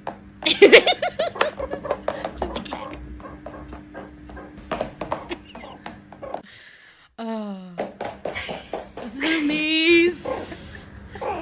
But yes, I feel like animals are always the best palate cleansers, and that usually gets people back on my side. We'll read a couple of super chats, and then we'll jump quickly into our last story, since that took up a decent chunk of time, but it needed the space that it needed. So thank you for giving us that space, Fano. Let me just look at my... we got... Oh, Spider Hoof. Kia ora, Spider Hoof. For anyone who doesn't know, Spider Hoof's the reason I found BHN. So you're welcome. You can thank Spider Hoof for me being here. Bunny Boiler Erica Stanford has spent over $1 million on Tax Pathfinder travel. Damn, girl. Must be nice. Jesus, that's a lot. Right? I think you might have some work, Brie. That sounds like a job. A job for someone to maybe do some looking into. She's your best friend. Oh my gosh. I'm sure Erica would love for you to do more pieces on her. Danger of Mouse for $5, thank you. I met Kingi Kiriona Labour the other day. He helped to pack our community fruit and veg packs. He high-fived my Ditch the Pricks badge. Hell yeah. Oh, I love that. That's a tick for Kingi Kiriona. I think he might be related to one of my friends. I keep forgetting to ask her. I'm like, surely there can't be too many Kirionas. We got Peter Syme for $5. I left TikTok for good 2 years ago because I was getting awful misogynistic content. I think if I were a younger man, I'd have lacked that perspective. And I think that is, yes, we know the manosphere is unfortunately a huge driver. I'm very thankful that I have a really good algorithm. Me too. Yeah. But I think like the like manosphere is really hard to get out of. Like, even if you put like I don't want to see this, it can take like years to really clear your algorithms. It sucks that you have to miss out because of... Maybe we should tell men to stop making profiles as men and just make a profile as a girl. See, maybe just do that. That sounds better to me. But yes. And I actually just wanted to highlight this comment real quick, because I know that Aria works with our youth. Our rangatahi do not want to be out alone in public, and to me, that is not irrational. And unfortunately, I 100% tautoko, and it sucks. That's the thing. It's like, we've got, Tanya's son who's feeling like he has to speak real more because the government's attacking it. You've got kids who don't want to go out because they're worried about this horrible culture of just, The fact that the police seem to love SA, but they hate investigating it. It's a really, really fucking shitty space, especially for our young people to have to deal with. They deserve much better than that. But this last story is actually, I would class this last story as actually a good news story. Also, I apologize that I don't have an ad blocker installed on this profile. I forgot. What I find interesting, Magenta, is all three of these stories have been about like power imbalance in some way. Wow, it's almost like at late stage capitalism. That's pretty much all the problems boiled down to like one little morsel. Yeah. I mean, I didn't plan it that way, but I guess the universe was like really trying to spell it out for us. It's literally the headline. No, that's why when you said that, I was like, I thought you must have seen the article headline. I was like, damn girl, set me up. Love it. Great transition, Brie. So Consumer New Zealand takes aim at aviation sector power imbalance. And we're just going to watch a little bit of this. Okay, last question. Drum roll, please. Oh, you bastard. How about no? I'll let your ad play, but I won't let the sound play. How about that? I hate ads, man. I know. I never have to present stuff when I'm doing BHN, so I don't have my ad block installed on this account because I have to do a whole... We have to finagle stuff in the background. You know how it'd be like sometimes. I literally am like, if you have an ad, I will never buy your product. It's my rule. Yeah, it's not great. But here we go.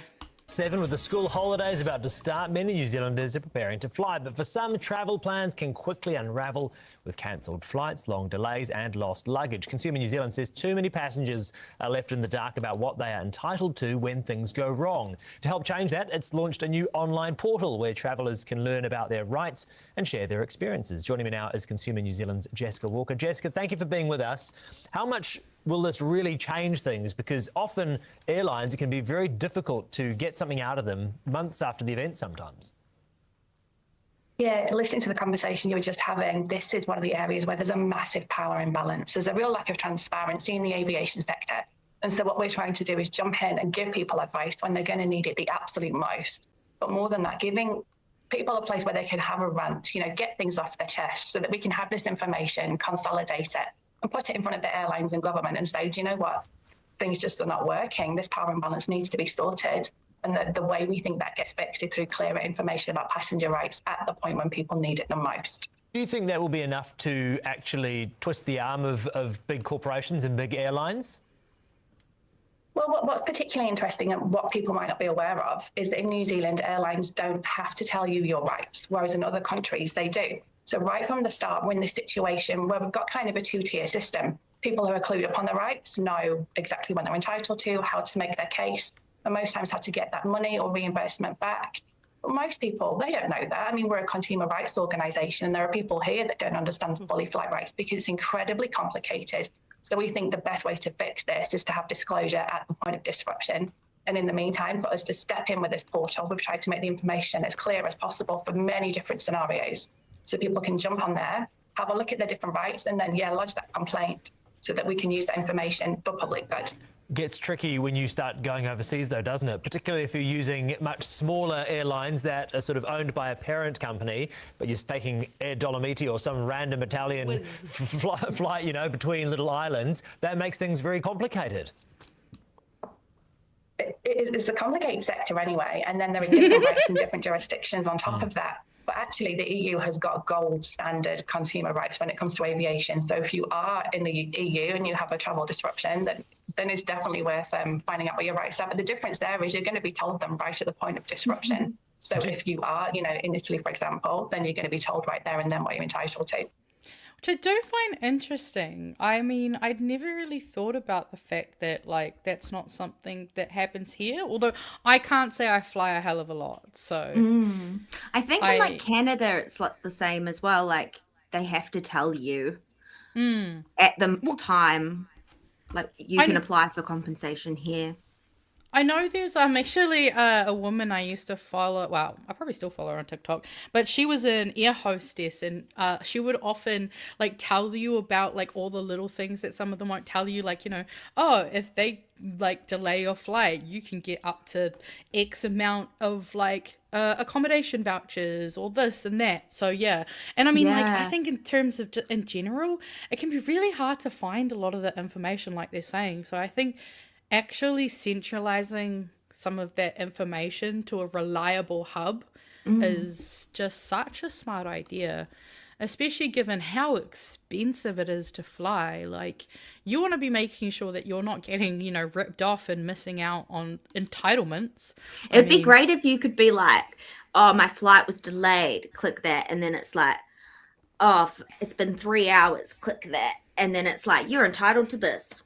Yeah, like, cool. I'm gonna fly like for a that. flow chart. I'm sure that would be easier. Like, I mean, like you said, it's complicated, yes, but that sounds like what they would like to do is have a place so that you can, you know, okay, are you flying to this place? All right, that'll kind of grab into this flow chart. Like, it's good. It'd be a good project for a human to do. That's for sure. We love human jobs. Right? I always say to my partner, like, when we were young, we always said we want robots to take our jobs. We want robots to take our jobs, and then we can all just be creative. And like that's kind of what's happening, but they're taking the good jobs. Like, we want them to take the bad jobs that no one wants to do, and then we can all do the fun jobs. But yeah, unfortunately, I mean, yes, unfortunately, it is not quite working out. Not I mean, really what we sometimes thought. they say, yeah, you be careful what you wish for, I think is what they say. But I thought it was just good to see, like, that they're out here looking to do something. Because, I mean, especially after Chippy mentioned Fair Go, I'm like, man, can we have more stuff like this? Like, we need to have things like Consumer NZ, like Fair Go, actually being able to do some stuff to help people. Because it can be so convoluted trying to figure out, like, different websites, whether it be Airport or the Parliament website. just want someone on our side.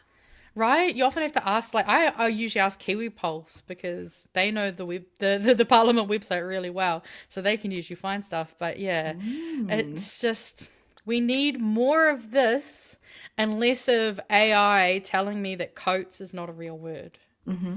That's my opinion anyway. We need more. We need to listen to the experts. Mm-hmm. That's what we need to do. Listening to the experts, that's woke. I'm gonna open up a few quick little positive things for us to finish our night off, since we've managed to make the time pretty fucking well. But hey, it's been some great corridor, so I've been really enjoying. Yay. Wow. Enjoying's probably not the right word, but so we've got a couple of small good news stories. So I thought I'd put this. I think I've showed this YouTuber before, but just in case people haven't. Oh, I love these. I've watched all of these. Yes, with my they're so partner. good. Te Tari Tūtai, the animated action comedy in Te Reo Māori aimed at overcoming whakamā. We were like, is it the same guy? Yeah. And so the name is PNA Productions on YouTube if you want to look them up. Bite-sized action comedy about two secret agents. Two secret agents is hoping to be a catalyst to help learners of Te Reo Māori overcome the barrier of whakamā. Anthony Butters creates and stars in the self-funded show Te Tari Tūtai, which is intertwined with his own journey with Te Reo. He didn't grow up with Te Reo and wasn't in a position to study full-time. Instead, he taught himself through books, podcasts, and TV shows. I wish there was something that was kind of pure entertainment for kids' sake that was in Te Reo that I could just watch and absorb and consume. We have so many amazing resources, but they're either educational or they're very high level. And I just thought, wouldn't it be great if there was something that was that was entertaining, but it was very simple level? Not for kids either. There's resources for children. So there's all these amazing resources, but I felt like there was a gap for people my own age. And I mean, we'll just play a quick. Kore koe kōrero mai, ka patu koe. Ka patu wā koe. Ka patu wā koe. He rerenga hangu. God, rere hangu, man. Passive sentences, those got me when I was in my Te Reo studies, man. Active versus passive sentence. Oh, so difficult. I learned how bad I was at English when I started learning Māori. But no, it's so good. I highly recommend everyone go watch it. It's fun. And it is bite-sized, and I do think it's a really good way to just pick up, you don't have to be fully fluent in te reo Māori, but if you got, a few kupu here, a few kupu there, like, tūmeki. You know what I mean? I love it. And more good news from the Māoris. New social supermarket aims to help struggling Waikato whānau. Kirikiriroa Family Services Trust says its points-based grocery model will give families dignity, choice, and culturally appropriate kai support. I think we've seen a few of these popping up now. So, because I know we have a social supermarket here in Wellington at Whakamaru, which is our... run by, just forgotten who it's from. Red Cross? No, Wellington Mission. But yeah, despite being one of Aotearoa's food basket regions, whānau across Waikato continue to experience high rates of food insecurity, and now Kirikiriroa Family Services Trust hopes to offer struggling households meaningful relief with opening of a new social supermarket in Hamilton. So just really stoked. I'm sure this will be a mean help for people because, oh my God, groceries are getting so expensive. It's ridiculous. It's like, I want to cry when I look at me. I'm like, I miss my lamb. I miss my lamb so much. Oh yeah, I've only been buying frozen for most of the time because it's like the cheapest you can get half the time. I'm like, man... Or you can go for the good old chicken, but sometimes you need a break from chicken, man. I'm like, the 3 for 20 meats, I'm like eating all of those. And I'm like so sick of pork mince. I'm like, it's just not the same as beef mince. Nah, yeah, it really isn't. But I'm sure this is going to bring heaps of help to lots of families. And then this is actually partially a PSA, especially if you are going to be in and around Wellington from the 1st to the 29th of August, which actually will include when we're having our BHN debates here in Wellington. So if any of you might be coming down for this, I have to show you guys this because this is going to, so this is an ad for Circa Theatre with their, they've got a new play called Public Service Announcement. Well, it's not new. They've actually done it for years. And so this is going to be, the newest update. Good afternoon. I've been informed there's a theatrical production called Public Service Announcements at Circa Theatre in August. Apparently it's a political satire. Apparently I'm in it, which I deny. And if you've seen me there, no you haven't. Now, I haven't seen the script, and I haven't approved the jokes, and I certainly haven't agreed to being portrayed by some woke lefty weirdo actor in a cheap suit and probably a bad wig. But if you're the sort of person who enjoys an evening of political gags and juvenile fart jokes, but you don't live with Shane Jones, get along to Public Service Announcements. And remember, if you don't laugh, that's not my fault. It's the media's, and probably COVID. Thank you. I will not be taking any questions. Yeah, and they've done a number of them. Like, they've even got one with Marama. And I know we won't watch it, but we'll watch, the very quick little intro because I feel like you guys will be excited to see that good old Juice Media have put out another banger. And we'll watch, the first 30 seconds because it's fire. Hello, I'm from the government with an update on humanity's gentle slide back into feudalism. As foretold in scriptures like Idiocracy and Back to the Future 2, we are now entering what experts call the Find Out stage. Brought to you by Brando. It's got electrolytes. And now please rise for our first trillionaire. The product of decades of policy failure, taxpayer handouts and ketamine. We know bro loves his ketamine. And I'm going to leave it there because I'll let you guys enjoy it properly. But yes, another great one from them. And since we're about to hit time, we might as well quickly run through these memes because they're fun. Why not? Landlord and landlady are needlessly gendered words. Please be more inclusive by using land bastard. Or land asshole, that works too. Oh yeah, there was a bit of a glitch on Big Herald Now with Ryan Bridges, and I don't know, just felt appropriate. Although I'm realizing Voldemort's matching the green background, and I don't appreciate that. Very, very poorly placed. So we've got Killen Reagan, which, yeesh. You know I can't drive your ghost roads. Chris. I just go on. Have a road, G. I also actually watched Idiocracy last night, because turns out I hadn't watched it. I haven't watched it. Is it good? Oh, it's really good. But when you see the parallels, even though it's way cranked up, it doesn't feel like, if it's such a satire and parody but it almost doesn't feel like it's actually that far away from reality. So I highly recommend when you're in the headspace. It's definitely really funny though. Like, it is really funny. Also, Maya Rudolph is in it as a young woman, and it was just so nice. That's her there.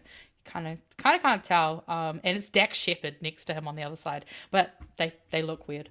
But yes, highly recommend. You and your partner should watch that. So it's like meant to be a joke, but it's like kind of true. Wow, it was. This is someone's house. So a BHNer said that they took a photo of their friend's house, and I just love this. Like, hey, you want some medical card? You want 3 free doctor's visits?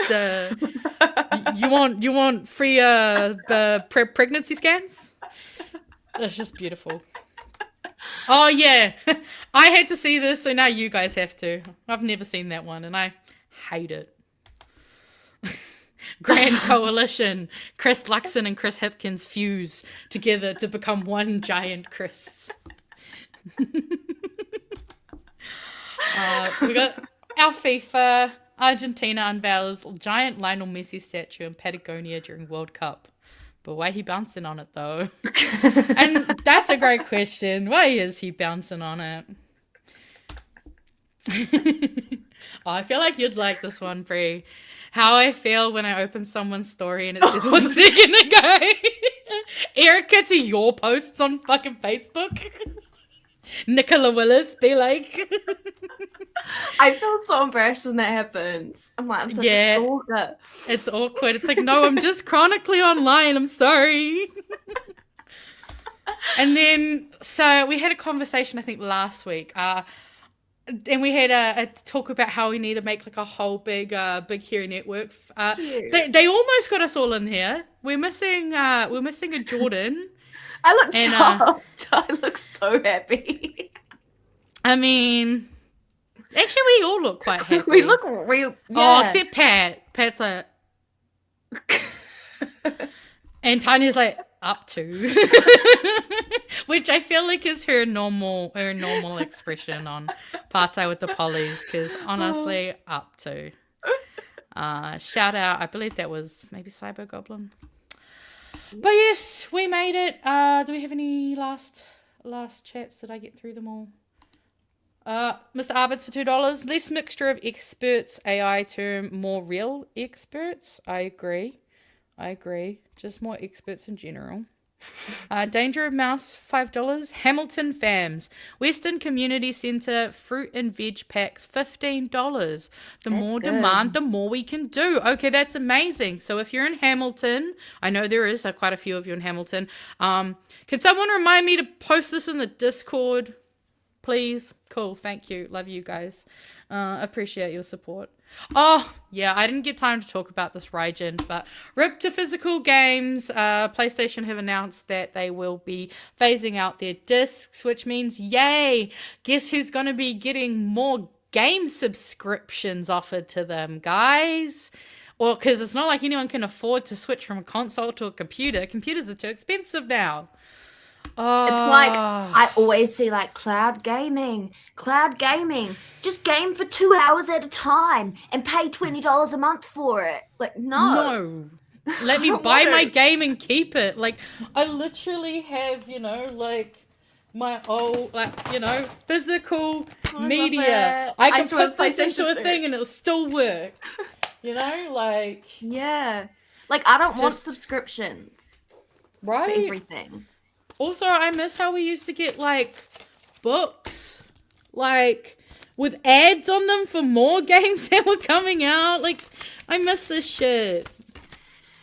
Oh, that's Let what me my Final Fantasy download is. games on my potato forever. Right?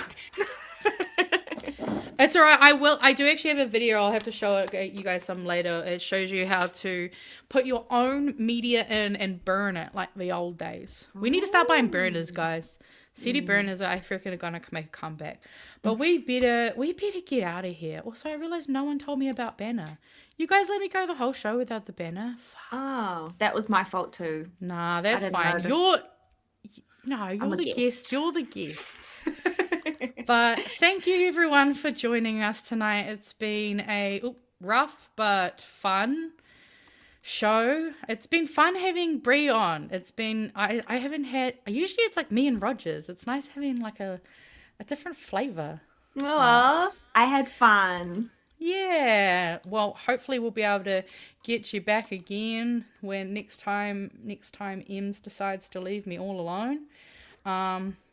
I'm also realizing I don't think I have the outro downloaded. Oh, should we just freestyle it right now? How about that? No, to be fair though, I have been needing to ask Pat to get a karaoke version, because I reckon it would be fun to do a karaoke version of the BHN outro song, because why not? Maybe it's just because I'm a music nerd, but I would be so down. But what I can do is I've got a secret little back end way of doing it. It just means that me and Brie won't be able to say goodbye to you at the little bit in the song that we normally do. So we'll just have to say thank you for being here. Is there anything you'd like to say to the fam before you head out, Brie? Thank you for having me. I had such fun. Yeah, Thank you for having me. I enjoyed it. Thank you guys for being you guys were good to Brie. I appreciate you being good to the company. And obviously there's going to be no BHN on Monday. The boys will be away. So the boys will be back on Tuesday with some extra news about some of the goings-ons, because I think we should be getting some debate tickets ready to go soon. So make sure you're here on Tuesday, BHN. If you'd like to come over on Monday night, Detective Rogers and I will be streaming on Aotearoa tonight. You can just YouTube Aotearoa tonight and you'll find me and Detective Rogers, and we'll be doing a live stream from 6:30 till 9. Well, we'll probably go a bit later since the boys won't be there. Actually, we might get to have a late night whānau. So yeah, thank you. I'll obviously put you guys' messages up during the credits, but I think that's all from us. And just make sure you take care of yourself this weekend, okay? Love you all. Stay safe, stay warm, and stay away from those predators. Sorry. Had to ruin it at the end there. Nah, I love you, fam. Keep cool till after school, all right? Ka keets.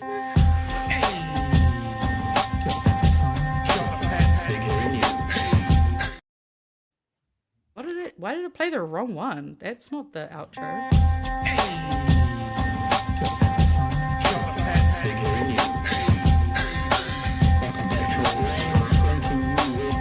Help us settle a debate, whether it be thoughtful or funny, even if we're all creatures of hate. It's a fine line that we're walking together.